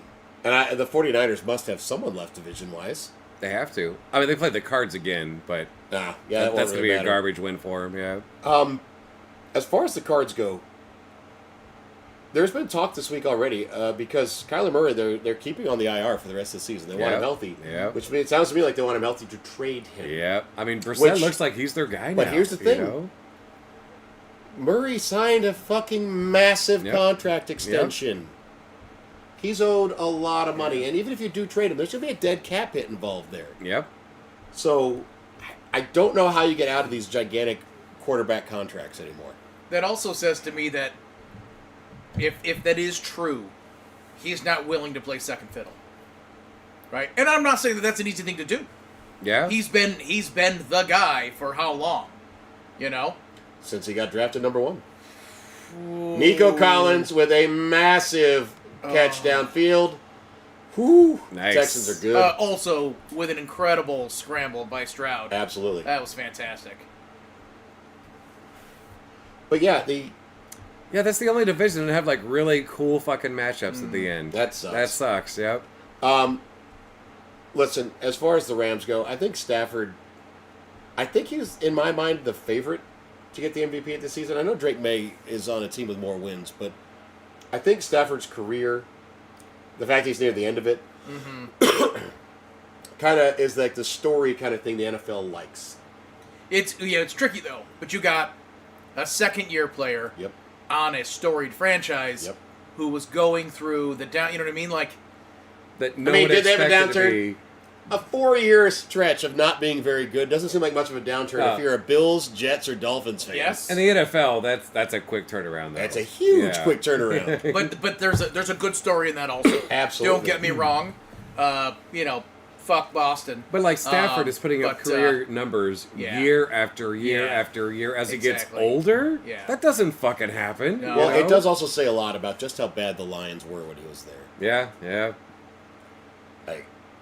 Like, God. By the end of this season, the top 3 receivers will have been thrown to by Matt Stafford. Yes. Like NFL history, you know? Yes. So that's fucking insane. Well, JSN is trying to make he's trying to fuck it all up. That's true. That's right. But I can't disagree with you. It's been very amazing to see what he can do with a primary wide receiver. I forget how fucking old he is because he's still that really, fucking 36, good. 37? For a quarterback? Oh, yeah. You know? I mean, for any player in the NFL, you know? Yeah, for any NFL player, he's very good. Oh, with back injuries. Yeah. Yes. That started with the fucking Lions. Yes. Right. One of his very famous touchdowns where he refused to leave the field and went out there and still fucking produced.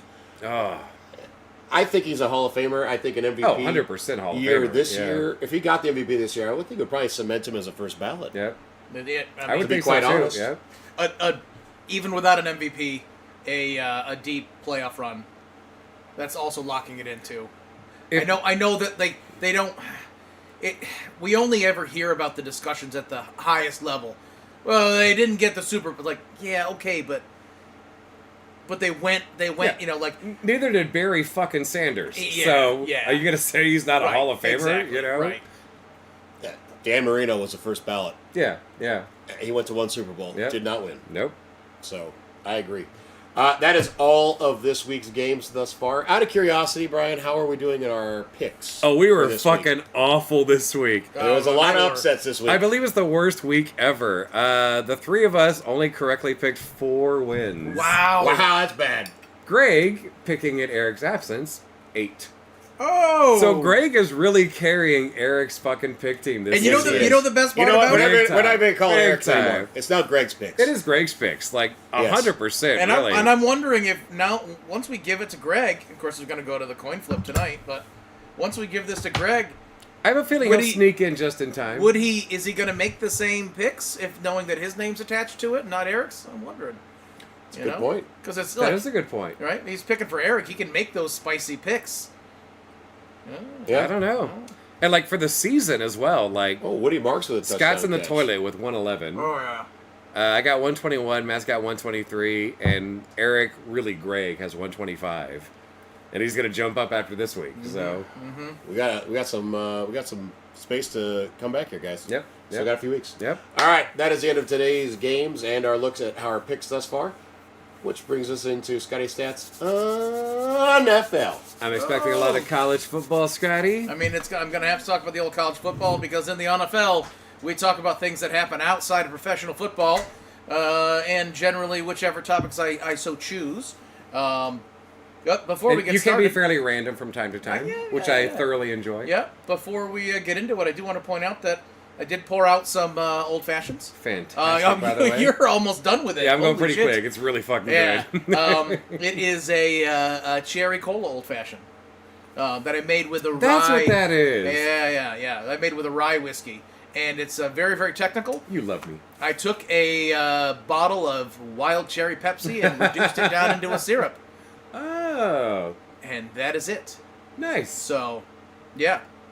So legit rye whiskey and reduced wild cherry Pepsi. And Angostura bitters. Fucking love it. Yeah, I think I should have gone a little bit. You don't have more. to go too fancy to make a good fucking cocktail. No, sometimes like that's kind of like that's what's nice about it. Like, the rye whiskey I think was important because otherwise it's a little too syrupy. You need that little rye punch little to punch in and there. the Angostura to kind of punch up above. Yeah, pretty happy with this thing. So. I'm very happy with it. I am a cherry soda fan, so I'm a little biased. I'm not a huge soda person. Yeah. So it literally was a bottle that we got like free with a pizza wing deal, and one glass was poured out. One of those 2 liters. Like, what are we gonna do with this thing? And it went stale, and it's like, yep, here's what you do with it. So there you go. Cook it down. Yep. Yeah. So I guess what I really need to talk about in the world of college football is the 12-team football playoff bracket that was finally announced. I haven't looked at it yet. I'm a fan. And it is there was plenty of drama coming into this because of. Did you say what we're drinking? It's a wild cherry Pepsi old fashioned. I took cherry Pepsi and reduced it down into a syrup with rye whiskey to punch through the sweetness. It tastes so good, although I'm just used to drinking shit out of a Green Bay fucking koozie. Yeah. Well, Brian's almost done with it, so I know he likes it. So there was plenty of drama because this is the second year of the 12-team. And especially when they put the rankings out and how teams exist in the rankings and then strength of schedule and blah blah blah. But then of course there is the ruling that the 5 teams, the best records for 5 conferences are the ones that are going to make it in, right? And that adds the element of surprise. So, obviously, the Hoosier versus Ohio State game for 2 of the top teams anyways. The only undefeated team is Indiana, who put a hurting on Ohio State. They got the number 1 overall seed. But Ohio State is still the number 2 team, so they are also in the bye format. You've got Georgia that blew Alabama the fuck out of the water to win on the SEC. Obviously getting the 3 spot. Texas Tech, arguably a little underrated, only getting the 4 seed. They did take out BYU, which was a part of the drama. BYU, a good team. They were a 1-loss team going into the championship game. They became a 2-loss team, and it appeared to hurt them. A lot of the argument that Alabama went and played and got blown out to Georgia. Alabama now a 3-loss team. Well, we're not going to punish them for losing the championship game. Scotty, will you remind me real fast? Who were the 2 losses that BYU had against? Texas Tech. So they lost 2 games to the number 4 team in the country, and they somehow didn't make it? And what's the 1 loss that Texas Tech had? Arizona State, our quarterback got hurt in the middle of the game. Exactly. Yeah. Exactly. I believe Scott asked for what happened, not excuses. No. But that's Texas Tech, one of the best. So it's a little it feels a little shady that Alabama and the the SEC with 3 virtue. losses. Like, come on. Right. So you got your 3rd, but with 2 losses, strength of schedule, we shouldn't punish them for losing to a top team in the championship. Well, now I'm just going to become an Oklahoma fan. Why? They're in the SEC. Just to destroy fucking Alabama. No, fair enough. Some of the other drama, though, really happened around the... So I do have to talk about JMU winning their championship with a really good record. They get the 12th spot, and Tulane also with a great record. I'm not a follower of a lot of college football. James Madison, have they been a good, like a growing program? To be honest, I don't know. Okay. I don't know. Like, that sounds like a surprise to me. This is definitely a lot. But at the same time, this is what this new 12-team bracket allows is, outside of these power conferences, and that's been a lot of the. Wait a minute, you're trying to tell me that JMU and Tulane get in over some of these teams that are playing, Big Ten and SEC and like, yep. Like, give them a shot because that's what's happening. They're right? winning the conference. Let's see what fucking happens. So a lot of the drama revolves around Alabama, Miami, Notre Dame, and BYU. So the 12-team system, the top 5 conference champions get auto bids, and the rest are committee selected. So Alabama and Miami grab the at-large spots. Alabama coming off a blowout SEC title game loss, and Miami surviving a shaky down-the-stretch resume, right? The ACC does not have a champion in this format. In fact, there was a lot of people that were saying that if Duke beat Virginia, Duke being a 8-5 team, but they when it came to they were 6-2 in the ACC. So Virginia 7-1, but they were 6-2. So so was Miami in the ACC, and so was one other team. With ties and all that shit, it was an 8-5 Virginia team playing 7 or whatever Virginia. Anyways, sure enough, Duke wins, but because of that, Duke's total record was not good enough to push them over JMU over Tulane, which is why the ACC conference champion didn't get an auto bid. And I can appreciate Duke saying, we did win the ACC with other ranked teams in a conference, which our strength of schedule is way better than those. But that's not the way this new system was set up, and it is supporting teams that are winning at a high level in other conferences. Does this hurt these power conferences? Yes. But you know what? You'll be fucking fine. You have so much money. Your programs are going to be in good shape. You get the best high school players. You're getting the best. Yeah. You're getting the best. If you can't be fucking dominant with the best in the nation, so, fuck off. I have to say, though, I'm sorry to interrupt. I know that there's been complaints about NIL and, these teams are just spending money to win. All right. I don't give a fuck. I'm sorry. I do not believe for a minute that Nick Saban wasn't funneling jobs to his players at his fucking car dealerships. I'm sorry, he wasn't funneling jobs. Money. He was giving away cars. I'm sorry, these bigger schools have always had an advantage because of money being spent. Tech. Listen, until the NIL happened and we had this billionaire booster, I was sure that when Mike Leach left Tech, our best chance to win a national championship was gone for my lifetime. It was the best we'd ever been in my lifetime, and I didn't think we would ever reach that height again. The NIL has allowed it to be better, and I'm sorry, it's parody. And I forget the exact comment, but there was a press conference, and one of the Tech players was asked, can you respond to the comments that this is the best team that money can buy? And one of his other teammates jumped in, and he made some comment back that it's well, it's a good thing we're winning then. Something along those lines. It's shut up about it. Spending the money is fine. Yeah. Spending the money on players that actually play well as a team is a far different thing. Let's move past Texas Tech because they clearly earned their spot. We're going to move past that. Okay. Notre Dame was a big part of the drama, right? They were on a 10-game win streak. They did fall 2 spots outside of the top 10, and there's some claims that their independence hurt them because they didn't have a championship game to play, right? No final showcase. Fair, because if you can say that, Alabama lost in their championship, but really they had already earned that rank ahead of time, so with 3 losses, that sucks. That does suck, but they had a really good strength of schedule. Notre Dame had their strength of schedule was on par with the strength of schedule of Miami. So now you have to go back and look at how do you compare head-to-head. And that was opening day. Yep. They played each other. Yep. And Miami won. Yep. Well, but that's the beginning of the season. We were on a 10-game stretch. It still counts. Yeah. The selection committee, there was a conference that actually, a press conference. They said everyone had to go back and watch that game. And what did we see? And I'm like, I like that they came out and said, we have to go with what's in front of us. You don't play that game. You don't play a championship game. That's your call.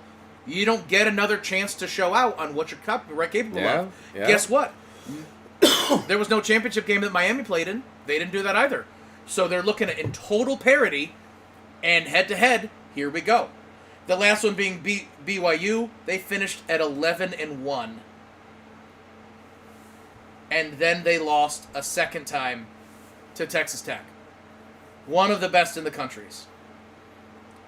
That definitely does suck for them. Their strength of schedule is definitely on the weaker side. It really is. But they're actually in a conference. They're in the Big 12. They're right. Now, I do want to say there's one really fun thing. What could have been with BYU? Because at the end of last season, their quarterback had a little bit of a scandal. And he was kicked out of BYU for the rule of extramarital affairs. There was a woman who claimed that he had she was sexually assaulted by the quarterback, and in his defense, he had to admit that that sex was involved, and his proof was that it was consensual. So, because of that, he had to admit that he did have sex outside of marriage, which is against BYU's rules. Isn't that a Mormon school? How did Jim McMahon survive at BYU? Ready for this? Do you know who he's the quarterback of? Miami? Tulane. Ha! So he jumps schools, brings Tulane to the goddamn championship, to the playoffs. To the playoffs. But they were 11-2 this year. They were 11-2. Yep. But BYU, that's a Mormon school. Brigham Young University. It is. Oh, yeah. It is. Yep. Where it is legally okay to have more than one wife. Not outside of marriage sex, though, Yep. sir. Oh, because he didn't marry the other one. It was right. Extramarital. Extramarital. Yes. Outside of the bonds of marriage. Yes. Yep. Yes. So, there's still a lot of complaints of all these favoritism, and now it's make it a 16 team, whatever. Actually, the biggest But whiny. then there'll be more complaining. We need to make it a 24 team. Notre Dame on a 10-game win streak didn't make it in. Alabama with 3 losses did make it in. Because they're SEC. This is bullshit. You know what? All that's going to happen. Why Tulane? Why JMU? Like, there's better teams out there. You know what? There are better teams out there. But let's also try to raise the whole fleet here. Let's like these. Listen, if Tulane against Ole Miss, you know what? Like, being without your head coach. You know what? Maybe that adds a level of parity. JMU going against Oregon. Ooh, ouch. It's a tough draw, but you know what? You got into the playoff, and you're going to be able to enjoy it. Hell yeah. The one part of it that I find the whiniest of all is that Notre Dame, not in the championship rounds, made a statement that said we are here to win championships and we are not going to be participating in a bowl game. Boo, motherfucking who? No. You pussies. Fuck that. Yeah. Fuck that. Yeah. No, that is. I don't like that at all. I wanted to bring up one thing because I know that we talked last week because of the move of Ole Miss's coach to LSU, and the head coach for Texas Tech actually got asked about the time frame and everything, and he said, "Listen, I have a way to fix it, but no one's going to like what I have to say." And he said, "What you need to do is our week 0 that no one is playing. We need to have that a week before time, and then." Don't take all these weeks off. We can play every weekend leading up and have this done by the fucking first weekend of January. Yeah. And then you have the transfer portal and coaches signing, and you fixed it. Football is done in the first No semester. one wants to hear that, though, because they don't get to get all that time around New Year's with the bowl games and everything else. Yeah. And they don't... the NCAA would see it as a losing money option rather than a make money option. And I have to say, he's 100% right. Yeah. You fix it just with that. Football should be in one semester only. Yes. and then right. you open the portal and Yes. you open the coaches movement, Well- because then you have solved the issue of our coach is leaving, half our team wants to leave with him. Yeah. Blah blah blah. So the coaches is one issue. The other problem that also helps that with like with players going with the coaches is you have to sit out if you transfer. Bring that back. Yep. To me, that's Yep. the answer to this new NIL. I'm a big fan of the NIL. I'm actually very curious to hear the result of. I forgot to write it down who it was. I think it might be like a Georgia player. There's actually a lawsuit from an NIL contract where essentially the player was given a contract that in total would net to be something like $500,000 throughout the course of his full contract with like, let's say it was with Georgia, right? He ends up going to another team, so he made like 125, right? But is this guy the game the system? Look at No. this. Hold on. No. Mahomes was just scrambling away, had his face mask grabbed, which is I believe it was an incidental 5-yarder, almost being brought down, and still completed a pass Oh, and to they the called wide it, receiver, and they called the face mask. Listen, I'm not saying they're going to win this game, but that play alone, like that is Oh, it's Mahomes. outstanding. Yep. You got to I figure mean, in it's there. weak, but yeah. that's a 5-yarder. You Yeah. know, it is what it is. So essentially this guy gets, it's a 4-year contract, and over the first year he gets 125 of it. He transfers to another school. But there's a clause in there that essentially says you're obligated for the remainder of this contract.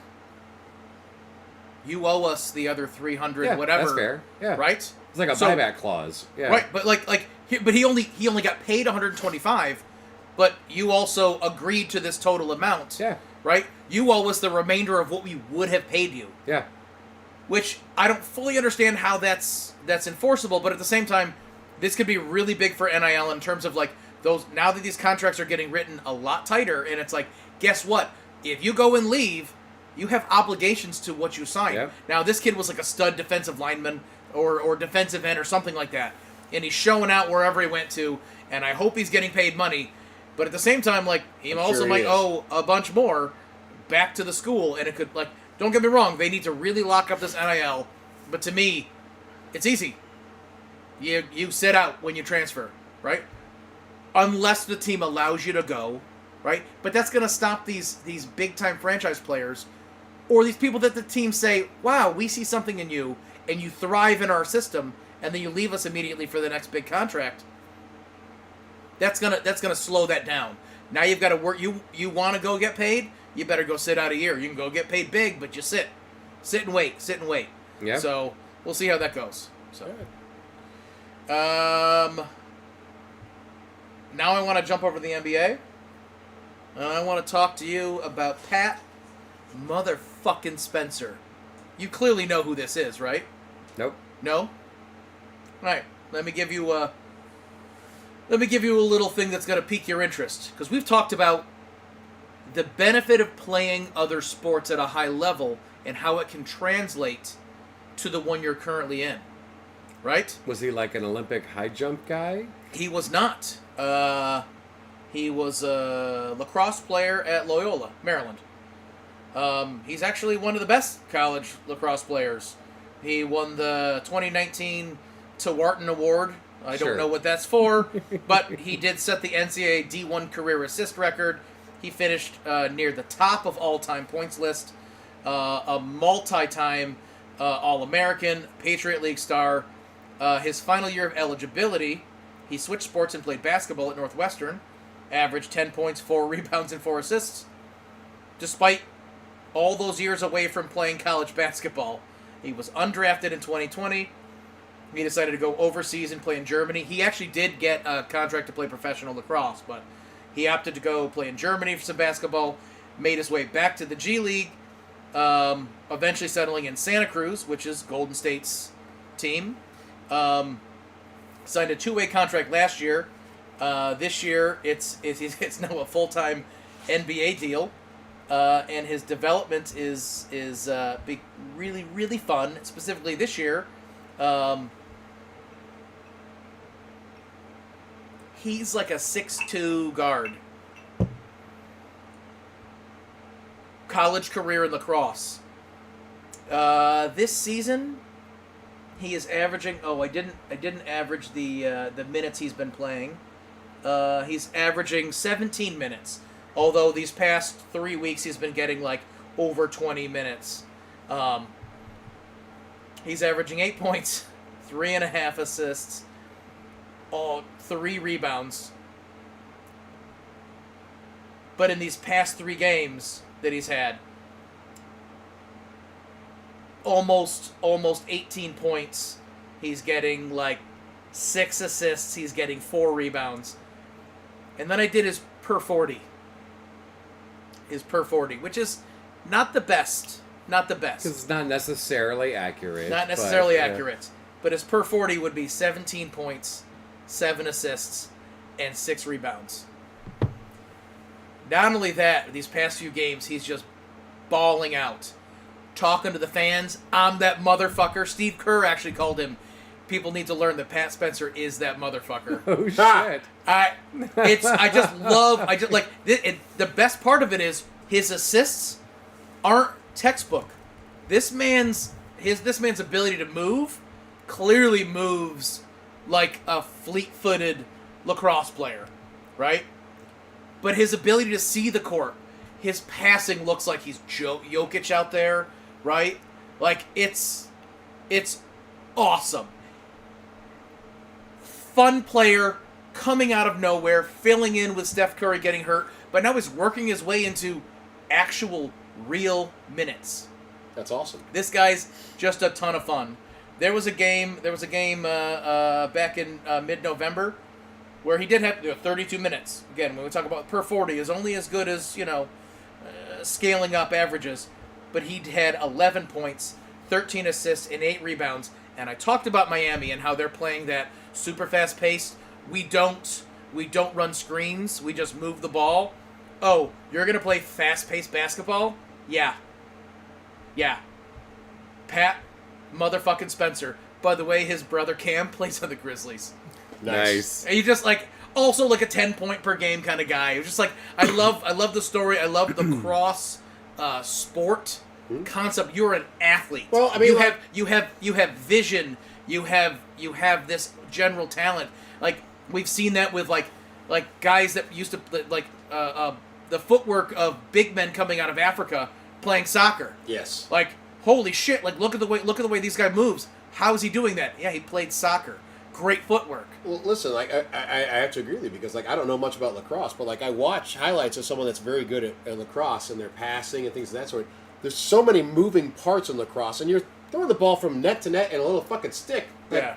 The ability to see what's happening, to see where the open spots are, the hand-eye coordination required. Oh.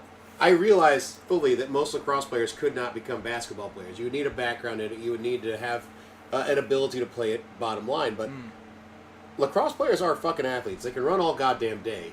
They can take a fucking big hit and still play. I think it's a fucking fascinating thing. I mean, what some would say is the GOAT football player of all time in Jim Brown. Yeah. Is also, to this day, considered perhaps the best NCAA lacrosse player of all time. Mm-hmm. It is a skill that does translate. The ability to see the field, to work, maneuver in defenses. It's a skill that translates. As far as being able to see what's happening around you and make decisions based on it. That dribbling and all that, not. But also think about that. You are out there moving like a running back. Yeah. Right? You have to have the hand-eye coordination of a wide receiver. Yep. Right? By the way, that ball is a screaming in. Also being willing to take a fucking shot to make the pass. Someone is just taking that. Are they aluminum? Are they fiber? I forget what they actually use at those levels. I have no idea. And as you're getting the only thing I know is it's no longer the head of one of your dead enemies that the Indians used to play with. Missed kick. I was wide right. My Chiefs kicker was right. Oh, that's weird. Crazy. Shocking. Bucker made it far right. Bucker didn't quite get it left enough. Yeah. If you ever knew anyone like in high school or college that played lacrosse, and you just saw the stripes of bruises down their arms because with the constant sticks and everything else. Yeah, right. Like all of that. Like you can't tell me that isn't an insane level of athleticism. So for that to translate, Hell yeah. Yes. But also, like, you just gotta love a guy who's like, I'm gonna just grind it out. I'm gonna grind it out. Absolutely. I think I can be a ball player. Yeah. And now here you are in the NBA. I actually learned about him by this guy on TikTok who was doing these skits. And the whole thing was that Pat Spencer, you know, keeps getting, like, called up to play the game. And then the next day he comes into work and he's like, oh, hey, Janice. Yeah, no, yeah, I'll get those reports out, no, you know, whatever. And it's just like, whoa, what'd I do this weekend? Oh, yeah, no, I did. I did put 15 points up on the Heat, you know, like, you know. Oh, yeah, actually, for Golden State. Yeah, no, I know, I know, I'm funny. Like, they're great skits, and just like it was like, so I've been like this guy's now popping up more and more. And I'm like, oh, and then like Pat Spencer keeps doing more and more and more. I'm like, I fucking love it. Is this a Jeremy Lin moment? Who knows? Or is this guy just gonna be like one of those great vision, great passes, you know, hustle on defense, can now be in the league for another 10 years, maybe starting, or maybe just like Alex Caruso off the bench? Probably not 10 years. He's 29. Oh, yeah, I forgot. You get a good 7 years out of that NBA. Yeah, 7 years. Yeah, right. It is the NBA. But yeah, like his last 4 games, averaging 17 points, almost 6 assists, and almost 4 rebounds. That's like, awesome. As a second-year NBA player, Yeah, who was a lacrosse player, who never That's played fantastic. college ball. Well, he played at Northwestern. You said 1 year. Oh, sorry, yeah, like in his graduate year. But yeah, Graduate year. Yeah, graduate, like degree year. Yeah. That's fantastic. I know it. That was really fucking cool. So, there's my All right, let's jump into Just the Worst. I also would like to do a Just the Best on my end. I don't know if you guys have a Just the Best, but I found one this weekend that I'm going to bring up after Just the Worst. I don't have a Just the Worst this week. Okay. I do. That means I'm waiting for y'all to ruin my worldview. No. So I have a Just the Worst, and it's still in the NBA. And this has to do with... Is it Pat Spencer? No, Chris Paul. The guy defending him. Chris Paul. Chris Paul. Yeah. CP3 was released from the Clippers, and it was arguably his farewell tour. Brian, the Green River is a different one. That is a Mexican chocolate, or you could call it Chocotal old fashioned. These are premix. Those are premix. Oh, Yep. I would love to try some. Pour of it that. right over if rice, you don't baby. mind pouring it right into mine. Okay. CP3 released from the Clippers. What was arguably his farewell tour, you know. But at the same time, the Clippers are absolute garbage this year. And everyone is talking about how, like, it's so shitty of them to release him and, you know, blah, blah, blah. Yeah, you know what? I can't imagine what it's like to have CP3 in your locker room criticizing every fucking thing that is being said to the coach. It's Tyronn Lue as the head coach, right? I think he's still the coach there. Like, good God. I wouldn't be surprised if he isn't the most toxic thing for all the right reasons. Yes. For all the right reasons. Like, the man knows his fucking The ball. man knows ball. The number of... I bet it's 5 times that I can recall where in a post-game press conference, he calls out how I was called on this that the refs missed, and I got a technical arguing with the refs, but I'm right because he knows the rules better than them. This man is brilliant. I actually hope he has it in him to be a coach, because I think he'd be a great coach. I also think he could be a great GM, because I think he sees even better at that level. Whatever his plan is in the future, he's so fucking brilliant.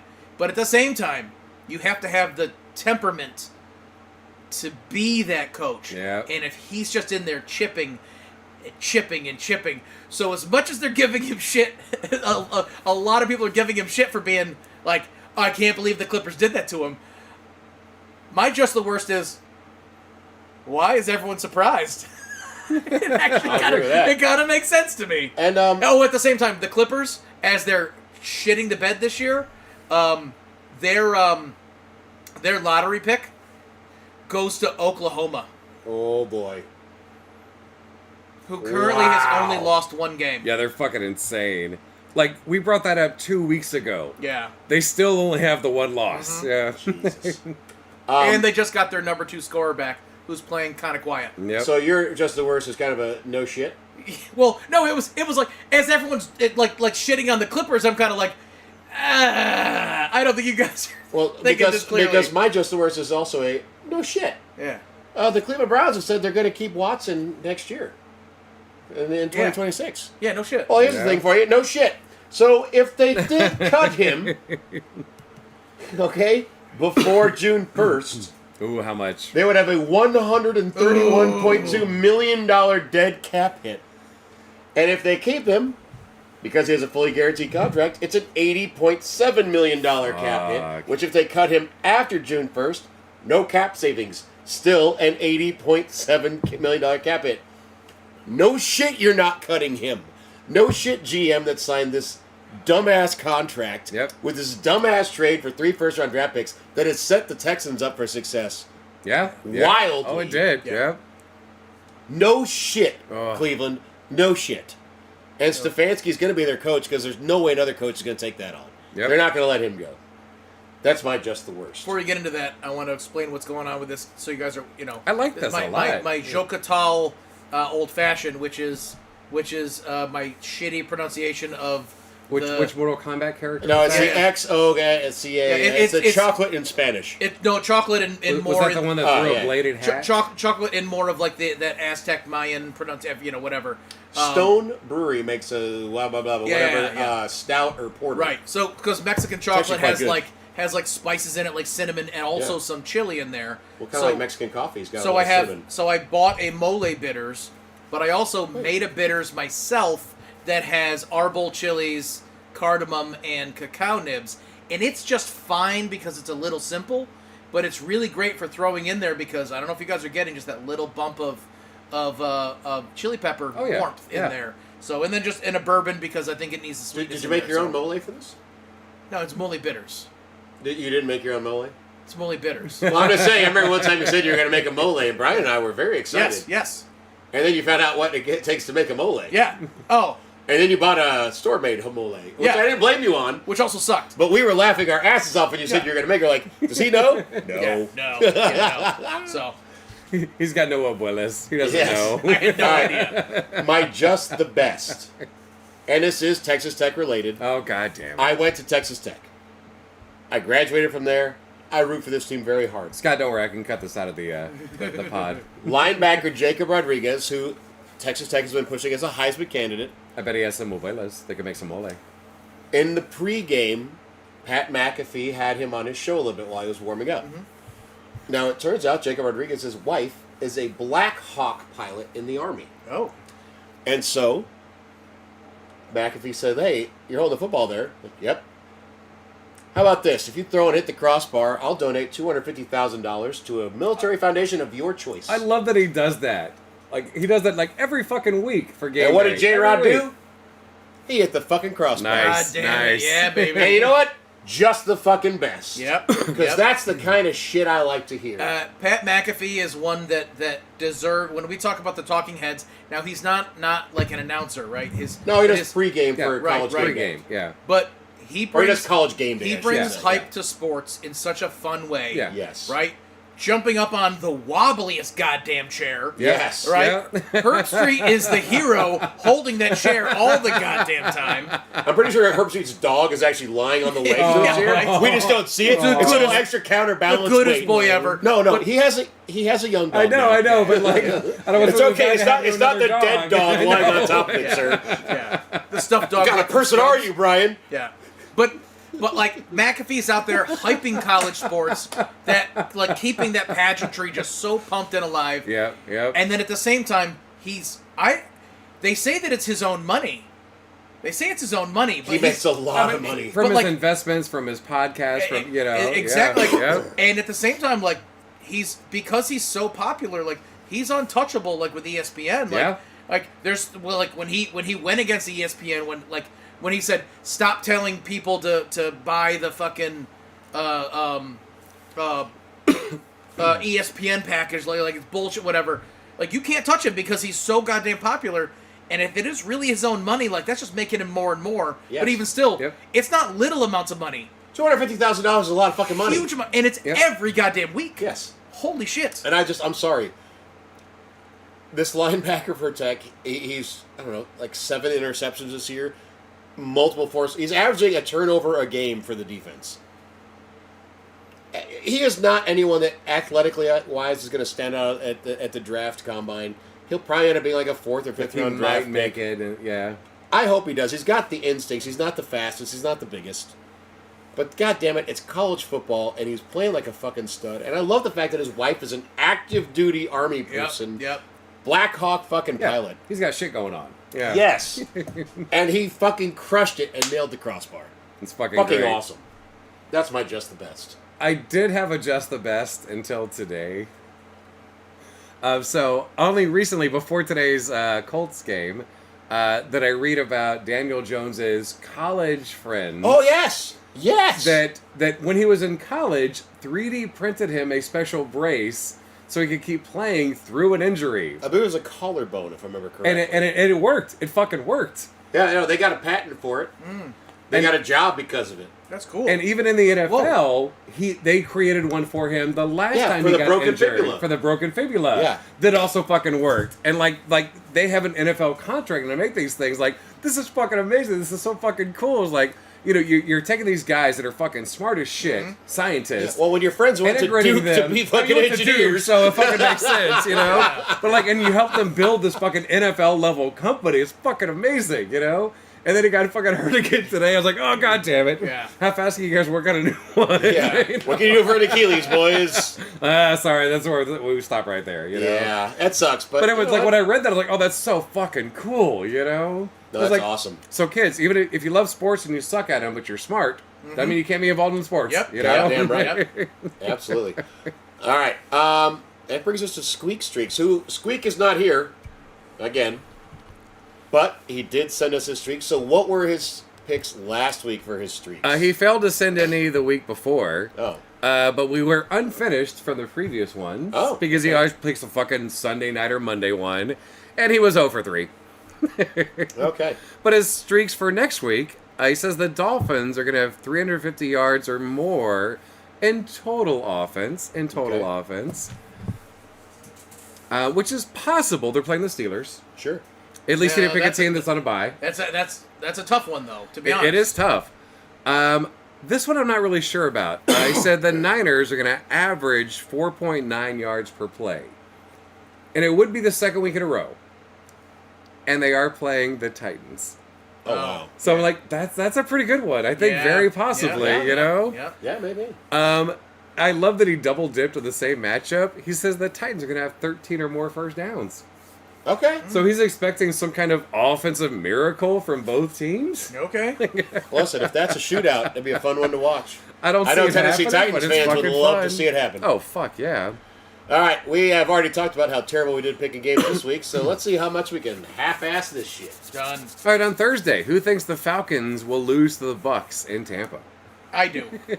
Ooh, really? I think Tampa Bay can do it. I think Baker and Egbuka finally have another. Hold on. I got to do the coin flip for Eric. Oh yeah. Oh, yeah, Did- Greggy's wait, out here. Yep. Did you say who thinks Atlanta's going to lose to Tampa Bay? You clarified in your comment. Okay. Yeah, Okay. yeah, Okay. yeah. Good. Okay. Great. He took the away team. Oh, he took the Falcons. He did. Okay. All right. The Cards versus the Texans. I'll take the Texans. Texans. Although, give me He took the road team again. Oh. Okay, coin flip that. give me Brissett for 275 yards. Real? I think this is the first time Brissett shows this vulnerability. The Texans? Well, but keep in mind, there's going to be garbage yards in there. Or garbage time yards. Oh, that's but true. still. Yeah, Still. that's Oh, true. the garbage man can. This could be interesting. Ravens in Cincinnati. Ooh. I'm going to take Give me Cincinnati, Cincy as at is home. Eric. by Yeah, the way. me too. Cincy at God, Cincinnati's offense looks great with Burrow back. I'm not saying Flacco wasn't playing great, but they are looking fantastic. And the Ravens, I'm sorry. Oh my, something is wrong. Yeah, Right. seriously. Ready for this? Seriously wrong. The current DraftKings odds, Baltimore 1.5, but the over under is 52.5. But Baltimore. They have Baltimore 1.5, which means they're Okay, Cincy's defense is not good. right. We can all be honest with that. But I mean, a get-right game for the Ravens against the Bengals? I don't see that I happening. mean, they can produce offensively. It's their defense I don't think can stop Burrow and the rest of them. They're saying 1.5. Yeah, 1.5. With an over-under of 52.5. So they're looking at 27-28? Exactly. Yeah. Exactly. Yeah. And we've seen like Or a 25 line before. There is only one game. There's only one game less than that above that for over/under, and that's the Rams in Detroit. So they're expecting big numbers out of that matchup. Yeah. So, right. All right. Cincy across the board. The Bills in New England. Oh man. All right, I'll be honest with you. I am going to take New England, but Eric took the Bills. Listen, I'm not trying to talk shit on the Bills with this. New England is winning everything right now. They already pretty much they kind of dominated the Bills in the first game. The Bills' the Bills' defense did not look good today against the Bengals. Again, the Bengals have a good offensive line. Offensive line sucks, but the Bills' defensive line is not great. I like New England's defensive line. I like the timing of this matchup. So because it's so late in the season, I think Josh Allen does his fucking magic. Fuck New England, Buffalo. All right. Yeah. I don't argue with that. New England's been on a stretch, it should be a man. great fucking game, though. It really should. At this point, I don't like it was fun when they were like, oh look, they're hey, oh look, they're, we don't suck. And I mean, like right, but now May's got something going on. Now they're doing well, and I'm like, I can't. Because they're not like the fun new team. They're like, oh fuck, you're actually a good team. You know? Right. Yeah. Right. Don't get me wrong. I am like I can still appreciate Drake May, up and coming quarterback. Oh, yeah. I want to see good play. Hey guys, here's something amazing that you may not know. Mike Vrabel's a good football coach. Yeah, right. No shit. Yeah. By the way, Titans, you are morons. Oh yeah. Let me say it louder for the Titans fans that didn't hear me. You are morons for having let Mike Vrabel go, you fucking idiots. Like he was the reason they sucked. Come on. Yeah. He was the only reason they were fucking in games when they were bad. Oh, weird. Didn't we have that same exact statement when we were talking about Pitt and Baltimore? Yeah, absolutely. Okay. Be careful what you wish for is a very good fucking point that needs to be brought up a lot. So the matchup every year that I hate to input for this, because I have to like write out team names, the Cleveland Browns visit the Chicago Bears. Well, I'm taking the Bears, but Eric is taking the Browns. I can't just put C or B. I gotta fucking spell it out. B-E or B-R. But I gotta do more than one fucking thing, you know? Eric took the Browns. Ooh. I guess he has a lot of faith in Shadur coming back from that being taken off the field thing. Had the Bears won today, I would call this a trap game. Because it would have been a trap sandwich. Because Packers, Browns, Packers. Had the Bears won today. Yep. The fact they lost today, I think Chicago, and especially Ben Johnson, are going to be fucking angry. I don't think it makes a difference. And I like the anger. I don't think it makes a difference. I genuinely, like, because if you want to say anger...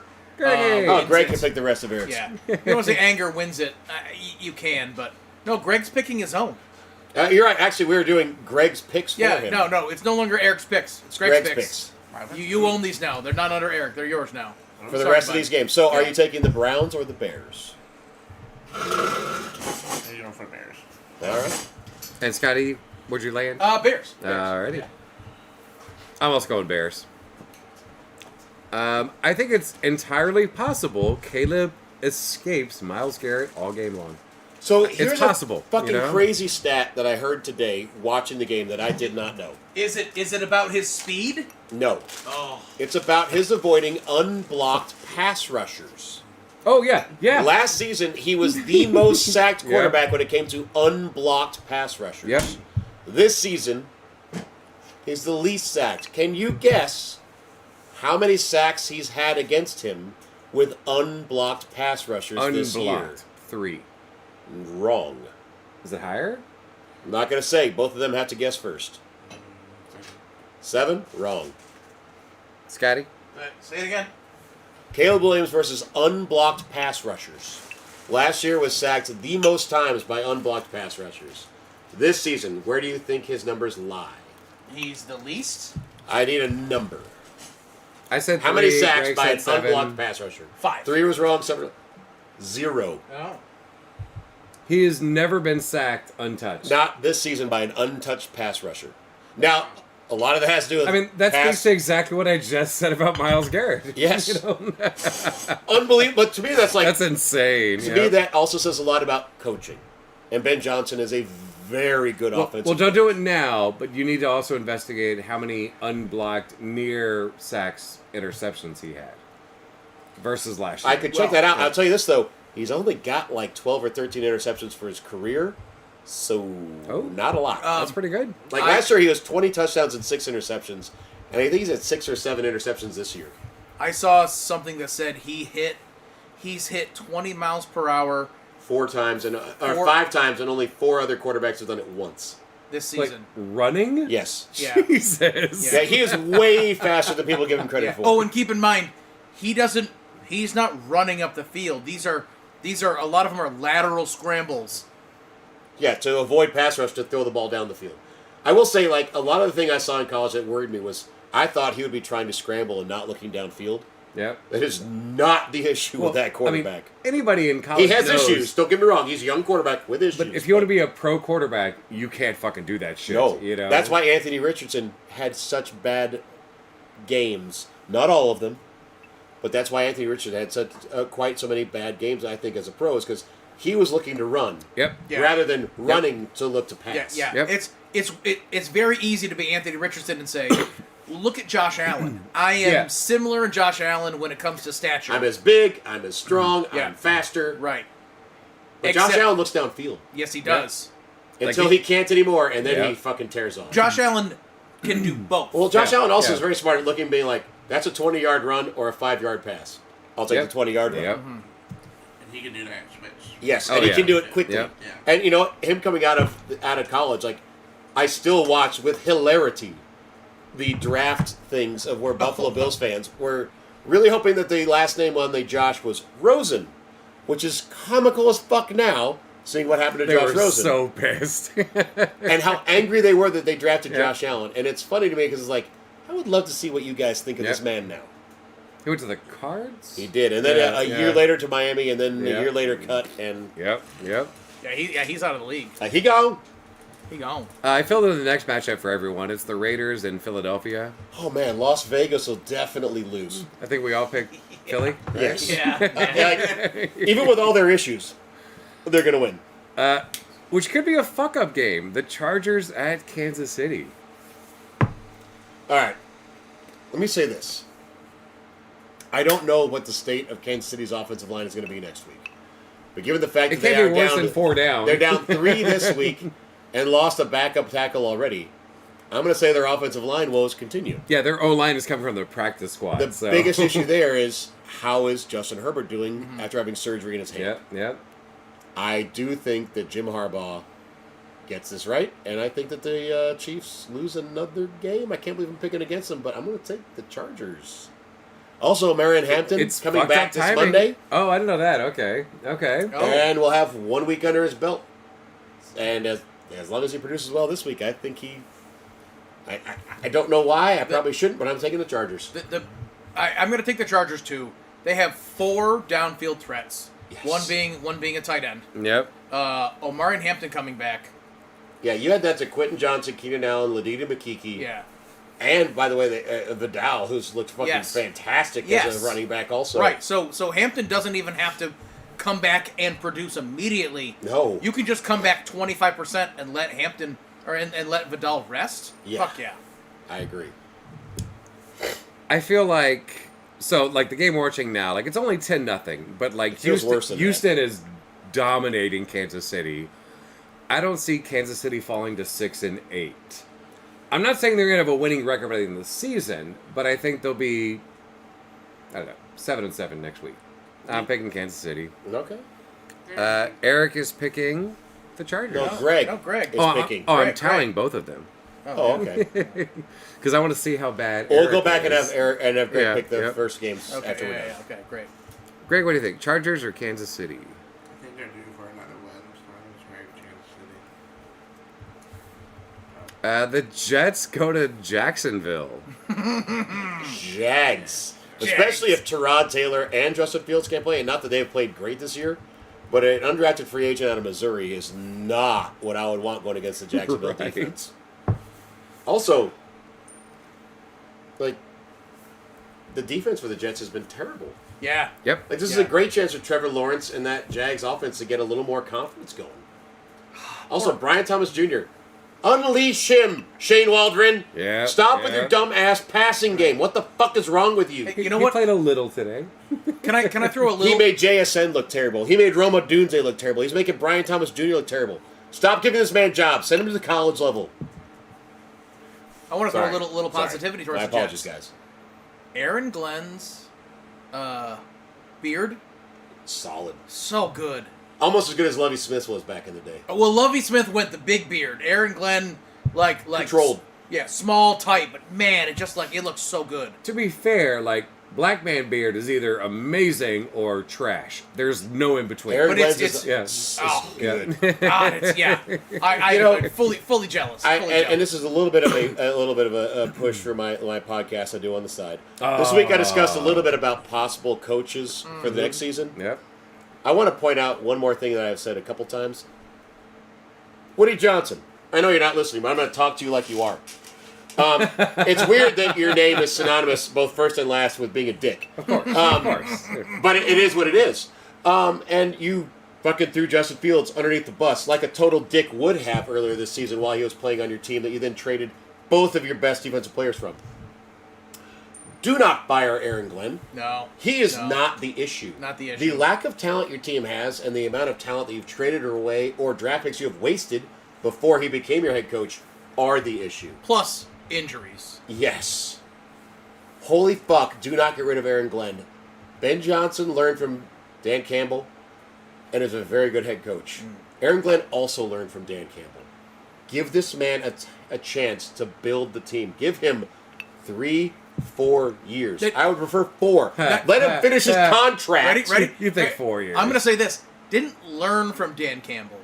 Learned with Dan Campbell. Yes. Yeah. Yes. Right. Was a part of the insane change of culture in that city. Like earthquake level Yes. culture shift. Yes.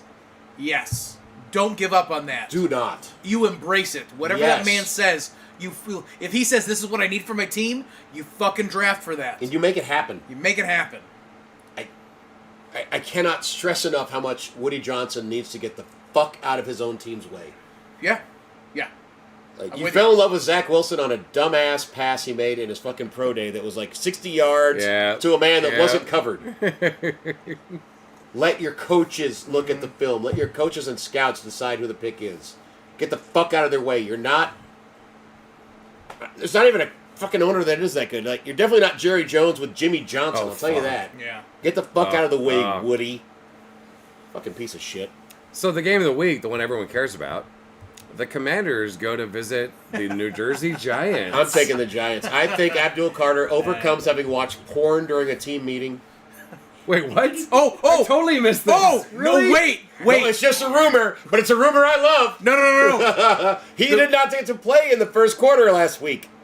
Wait. So It was because of porn? No, it wasn't. Oh. No. It was just a rumor that started online. Oh yeah. And I love it. Fantastic. I love it. A joke account posted it, and then it got picked up by actual outlets reporting on it.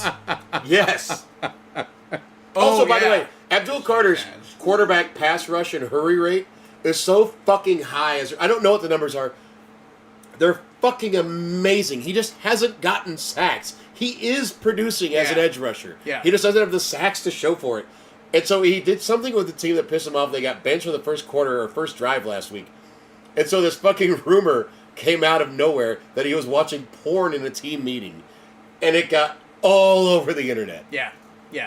A joke account, a known, like I forget what it was. Like the Onion posting something. You know what I mean? Like, okay. Yeah. So it was Like a well-known, Jesus makes a great comeback type of thing on the Onion, where he's a basketball player. Yeah. Wow, And- that's really sad. Yes. Yeah. But real outlets picked it up. Yeah. Because I can see him watching porn, in quotes, being like, I'm going to watch the all-time sack leaders just destroying it. And maybe someone saw it get Big a stiffy sack. while he was doing that. Oh, Like, yeah. look at, fuck yeah, he got right in there. Yeah. Right in there. Just It sounds flicking very nipples Cornish, over there. you know? Oh Yeah, my god! Yeah. I'm gonna go Giants also, And not just because it's full homer pick. Is it because it's Marcus Mariota? It's because the fucking commies. They're just falling apart. Because the commies are falling man. apart. And you know what, Matt? I'm going to give you full credit for this. At the very beginning of the season, before the season started, when you talked about the age that exists in Washington. Minus Jaden. Yeah. Yes. You cannot have a 36-year-old linebacker as your star defensive player. Yeah. And it's showing for them right now. They're falling apart at the seams. Yes. And the Giants still have that dog in them. Yes. So, and No. I think they're gonna have. You know what? It doesn't matter who plays quarterback. It really doesn't. Did you listen to my podcast this week? It doesn't matter if you did. Okay. Yeah. Because I looked at where the Giants were offensively in the NFL, and they are a top half offensive team. Mm-hmm. I truly think they need to give Mike Kafka a good, solid look to be their head coach of the future. Because had he done this as an offensive coordinator, he would be getting interviews to be a head coach. Very possibly. And Jackson Dart, I think, deserves to have someone from this year carry over. He's had a very good rookie year when he's out there. Yep. Minus Cam Scattergoo. Yep. Scatterboo. Minus Malik Neighbors. Like he's Minus missing, an offensive line. yes, he's missing huge parts of his offense, and he's still producing out there. Yeah. So was Jameis, by the way. So was Jameis. You don't do that without an offensive coordinator that knows what the fuck they're doing. But also, the Giants' defense is legit, and the Cowboys' offense is suspect. Yeah. Sorry, the Cowboys. The commies. The the commies. Cowboys' offense is also- not suspect. Their defense might be. The commies' offense is suspect. But Even also, with Marcus Mariota. Mariota. Mariota. Now, I also want a quick little sidebar. Marcus Mariota did actually comment that his name is the Italian pronunciation. That T it does actually So Collinsworth had it right, and everyone else has been doing it wrong. but what so happened? It's Mariota? So it is meant to be more Mariota. Oh, but not Mariota. Mariota. But the way that they were leaning into it, where Collinsworth and Tirico were leaning into no, Mariota. not Tirico. Wasn't Just Collinsworth. No, Tirico was doing it too. All right, well, not as bad as Collinsworth. Not as bad as Collinsworth. So they clearly learned the correct pronunciation, but they were leaning into it so hard that it just seemed like something Forced. we don't, but then all of a sudden at the same time it's like, man, you're really pushing it really hard. Yes. But anyways, Giants, because I do think their defense gets them the win. No, I absolutely agree. I think that Jackson Dart and the combination of Tyrone Tracy and Singletary at running back, I like their tight ends a lot. Theo Johnson is looking nice. I think Wan'Dale Robinson, yeah. if you get Malik Neighbors back next year, and I realize he won't be 100% at the start of the year, Wan'Dale Robinson is a great number 2 wide receiver. And he's producing well when they give him a chance as a number 1 right now. Yep. He's an okay number 2. I think, given a He's the best they have right now, healthy. Yeah. All right, next year, if you have Neighbors healthy, Scatterboo healthy, Theo Johnson healthy, and Wan'Dale Robinson, I think Wan'Dale Robinson fits right into that fucking offense in the exact spot he needs to be. Yeah. I think next year, if that happens, he has 3 games where he goes off. I think he's had more than that this year already. I'll take 3. No, But next year. I'll Okay. take- With Neighbors? Yeah. Maybe not at the beginning of the year. I think Wan'Dale Robinson is the primary at the beginning of the year because Neighbors will still be He'll around. still be hurt. I'll take 3 games where he's like 125 yards, and all the rest where he's getting averaging 60, 80. 70. Oh, I'm thinking like 88. 88 and a tutty. When I say no. go off, Oh, for him, no. that's what I He's- mean. When I think Wan'Dale I Robinson think- going off, it's like 10 catches for like 120, which he's done Yeah. multiple times in his career. We will check the tape next year. Absolutely. Yeah. Hey, listen, this is just like most of fucking Squeak's fucking streets. We gotta wait till next year to see how it turns out. Yeah. Greggy is picking the commies. I heard. I saw the Did scene. you see that? Okay. I saw it. The I mean, he's from Panthers. Cuba, isn't he? The Panthers go to New Orleans. I'm gonna pick the Panthers. It's gotta be the Panthers, but like the Saints are fucking. The Saints are gonna frisky play him today, tough. You know, The Saints will play him tough. But I think I've said his name. Give me the Saints for Okay. funsies. For funsies. See- I'm in the goddamn toilet. I want to make a funsies pick. I'm gonna say Because that. guess what? This week, had I made more funsies picks, I would have done way better. Oh, See, all of us would. And I'm going. I think I am going funsies because I think Taroya McMillan, Enrico Dowdle, and Bryce Young yeah. lead that Panthers team to a win, and I think Oh, that's yeah. fun Oh, as yeah. fuck, especially if you're a Panthers fan that has suffered the last 2 years. I think this is a very fun team to watch. You don't know what you're going to get week to week because holy fuck, they are bipolar. You just changed my pick.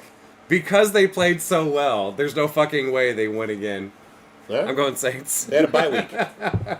No, because they played so well 2 weeks ago. Oh, okay. Like, yeah. Hold on. it's You're like going to a say with carryover. 2 weeks to prepare against one of the worst teams in the league, Yep. they're going to lose? Yep.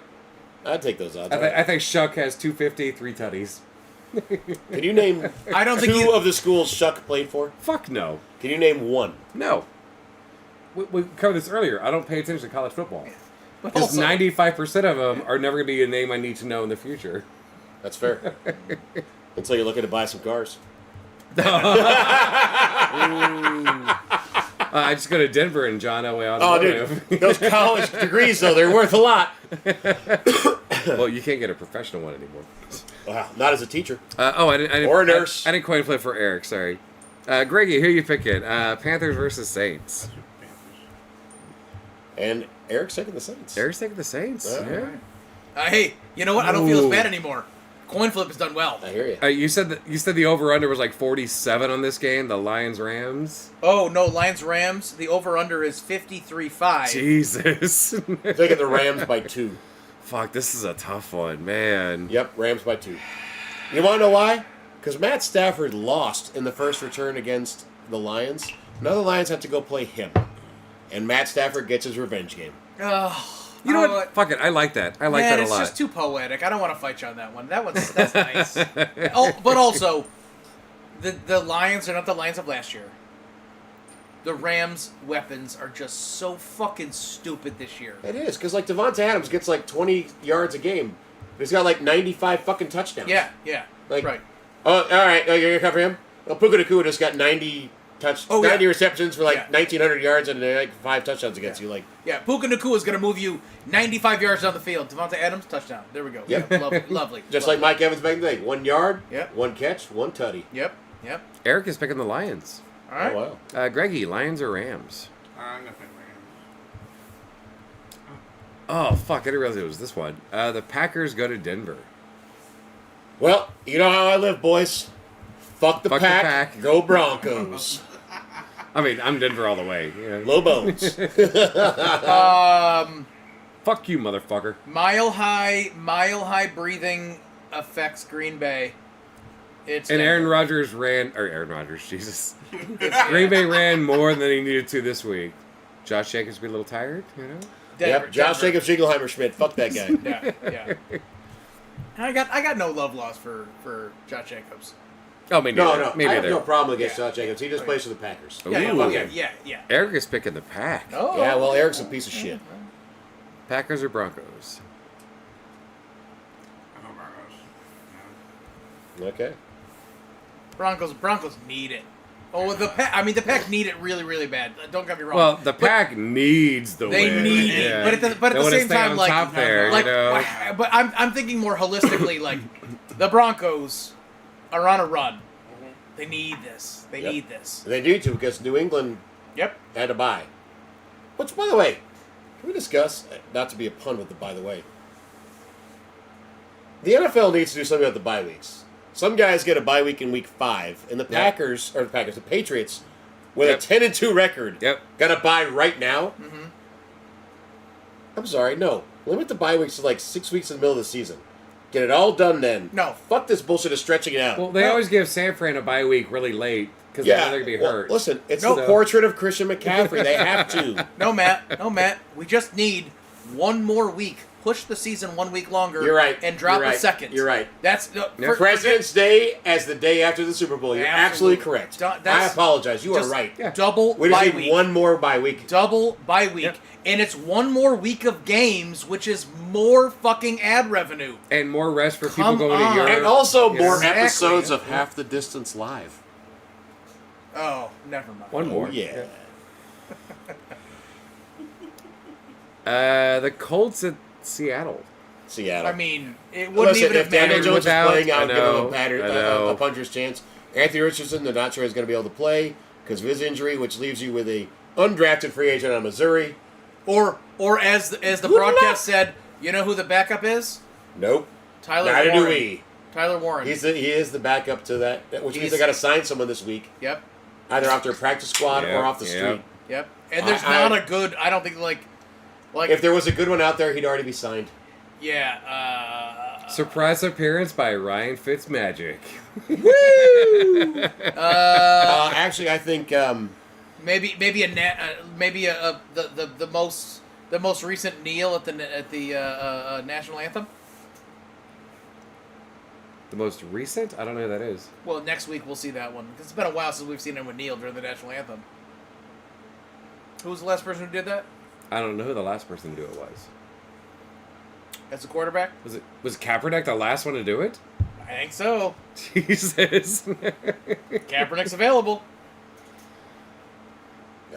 He's still on the West Coast? Like, Seattle's not too far away, you know? Eric is picking the Colts. Greggy, Colts or Seahawks? Good pick, Greg. Good pick. This is sad. The Titans go to San Fran. Oh, San Fran. It's so sad. Brett Rippon is their other backup on the practice squad. Oh, yeah. Sorry, I had to look that up. So it'd be either an undrafted free agent or Brett Rippon. Okay. Eric is on a side note, I'm still going to go with Seahawks. Eric is picking the Titans over the San Fran. You know what? He would. He would. Cowboys, Vikings. Listen, JJ looked good this week. The boys are going to win that. He's not going to look good again. Eric is picking the Vikings. That's ballsy. Yeah, no, I'm not doing that shit. Great. Boys. And the Monday night game. The who the fuck are they this week? Dolphins play the who the fuck are we this week? Steelers. Well, there's a good chance that game is under 32 degrees. So I'm taking the Steelers. That is a very good because chance. Because the Vikings may, or the Vikings, the Dolphins may have won one below freezing. They won't win two in a row. Not in my opinion. Especially with Achane out. If Achane was healthy, no issues going into this week. Did he get hurt today? He did. Oh, shit. I totally he got knocked out of that game. Oh, shit. If he was healthy with no issues going into this game, I would pick Miami based on that alone. Because his difference making both receiving and rushing the ball. They had that running game going strong today. I agree. But the Steelers are a little different defense. Yeah. Than the Jets. A little bit. Little skosh. Skosh different. So yeah, I'm gonna go with the Steelers. Yeah, me too. Scotty? Dolphins or Steelers? It's the Steelers. All right. On that note, Greggy, you need to pick the first four games that we already went over. Because we want to see if Falcons it's you or Eric. at Tampa Bay. Texans. Agreed. Cardinals at Texans. Texans. Agreed. Baltimore at Cincinnati. Yeah. Right? That is a tough one, isn't it? Yeah. As bad as Baltimore has been, it's still Cincinnati. It's a tough one. Okay, I'm gonna go. Not Cincinnati. Going with the Ravens. All right. And the Bills at the Patriots. Oh, this is where it comes in. Does he want to pick his team or not, boys? But he's also riding the best record right now. So Yep. of our picks. So yeah. All right, I'm doing Patriots. Oh. Ouch. And that is our picks for this week. Any last thoughts on the NFL this season or this week, guys? I do want to point out that the sportsbook odds for that game is actually Buffalo 1.5. As crazy as that is. It's the very beginning of the week, though. Yep. But end of the season, it's getting there, you know. and goddamn, Josh Allen just saying, "Hop on, boys. Hop on, boys. I'll carry you." I am curious to see what Travion Henderson can do. I know it. And I know that Ramondre's getting more carries right now. I guess he came back from injury, but I do think Travion Henderson is the better running back. But you can't complain about Henderson Stevenson. No, it's a nice combo. At running back. It really is. Greg just changed his picks to the. Respect. So listen, like you're not I like Eric. You're not Eric. You have faith in your team. Yes, I do. Yeah. I'm having faith. You're not Eric who pretends to have like some Catholic guilt thing about fucking. Oh, we never win a Super Bowl because he was alive and like 1 year old when they lost their last one. Generational trauma. Yeah. It's alive in the Bills, so Is it? it's a real thing. Yeah. Do you really get to complain about losses that occurred when you weren't alive for half of them? Yes. Yeah. Yeah. You met your cousin. Absolutely. So, wait, hold on. So a Vikings fan born 10 years ago gets to complain about the 4 Super Bowl losses they had in the 70s. Yes. Sure. If you want to, of course you can. I don't know. I think it's a weak argument. One of the No. reasons I hate the Cowboys is they beat the Broncos in the Super Bowl when I was 1. That is weird. No. Listen, All right. when you are No, a never fan, mind. I am apparently No. wrong, so When I'll admit it. when That's- you that's are a because fan, Before you were born, the Bears were amazing. Hey. Then you were That born. is not true. And they suck. I mean, if you want to go way, Yeah, way, that's what I'm way, saying. way, Way back, but back. you look Yeah. at the 60s and 70s of the Bears, they were not good. but you talk about how good they were in the 40s. Walter Payton had like 600 yards rushing his rookie year. Yeah. okay, no. That's in your Matt, lifetime. as a real fan, you adopt the team. Yeah. If you want a all bandwagon the jump, wins you and the adopt bads, the team yeah. for now and then leave the team. That's not being a fan. When you're a fan, you adopt the team, Yeah. and all of it is there. And I would all like of to it is say, there. I would like to say that all of us in this room, Eric, who's not here, but I'll include him, all of us are not bandwagon fans. I know you suffered through the John Elway years. Yep. I know you suffered through the Tom Brady years, Greggy. Scott, I know you're suffering through the Giants now. Yeah. I have suffered through the Oh. non-85 or 2006 years of the Bears. Yeah. You know what, though? I will ask all of you in succession. When your team is good, how much more is it worth it to have stuck with them Yes. rather than bouncing from team to winning goddamn team? Yes. Well, I mean, Greg's team has never won. They have made it to the fucking AFC Championship. He's gotten to... Your team won Celebrate when you were a them. child. Scott and I have shared adult Super Bowl But victories. but by the way, this year, how many times have you heard me say I'm enjoying our moral victories? Yeah. I am enjoying. Our record is terrible, but I see these You're like moral that sport victories. for that Toy Story thing. Like, you're like me. Trash. I don't know the reference, but yes. Oh, it's fantastic. Yes. Oh, Yes. you gotta watch Toy Story 3. So probably or is it 4? sure. Yeah. Whatever. I only know that from my The nieces and daycare one, nephews. the daycare That's one? a lot of. Okay, yeah. I feel like that's a lot of. Toy Wait, no, Story. that was 3. 4 was later on. I don't know who had the toys at that point. Whatever. It doesn't I matter. wasn't even paying that much attention. My nieces and nephew wanted to watch. I am enjoying our moral victories right now, right? Like no different like me being a Syracuse fan. Our football team is so bad. I had nothing to celebrate at all this year. And then we start basketball. And you have nothing to celebrate. And no, we've got I'm just some- kidding. You actually did really well against a couple Big 12 teams. Kansas and someone else. No. We almost You took did out very Houston. well against them. We took Houston to overtime. We lost to Houston, then we lost to Kansas, and then we lost to. Oh yeah, you were so close against Houston. They're like, oh fuck. Yeah. But then we lost to 3 ranked teams in a row, and then we beat Tennessee. Yeah. Oh, by the way, all without our top scorer. Being able when you're a fan of a team, being able to celebrate The wins. the Not wins. as a bandwagon jumper either. No. I don't think bandwagon jumpers really know what true That's enjoyment what I'm of saying. watching a team win That's what I'm is. saying. Yeah. So Eric, when you said that Eric can't no when you are a fan, you adopt the totality Yep. of it. The No, entire what- legacy. So No, for what him bothers to me have the with- generational trauma of the Bills losing 4 Super Bowls in a row, great. That's the epitome of being a fan because he didn't live it, but he owns it. That's the It epitome might of a be fan. a different thing then because I look at that and him saying, but Matt, we've lost 4 in a row. I'm like, but you weren't alive for it. And the reason I say that is because I watched my dad as a Bills fan Yes. suffer Okay. through all 4 of those Okay, losses. And okay. that to have actually sat through those games and rooted for that team. Yeah, that's different. Yeah. The Yeah. level of pain is. I'm not saying that you don't have a. I can't believe we didn't win one of those. I'm not saying that. I'm saying that it does not. It cannot compare to the people that actually watched it occur as a fan okay. and that still root for that team. Yes. Because there's a lot of Bills fans up here Yes. that we know that watched all 4 of those Okay. losses. You are Oh, yeah. right. Yep. Matt, you are right. But I'm also wrong. But the fact that he understands that as a fan without going through it means that he loves that team. Absolutely.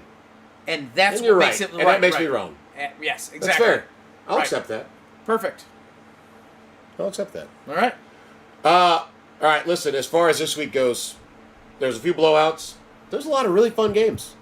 In bad weather, no Some less. surprises, too. Like this time of year, you're usually expecting some shit games because Yeah, like the weather 9 to affected it so 3 much. shitty Yeah, games. Yeah, Yeah. Normally you'd get some fucking weird shit in the Bills game where it's, 12 to fucking Yeah. 11. Instead, you get 39 to fucking 34 or whatever the fuck it was. Holy shit, what a game. Yep.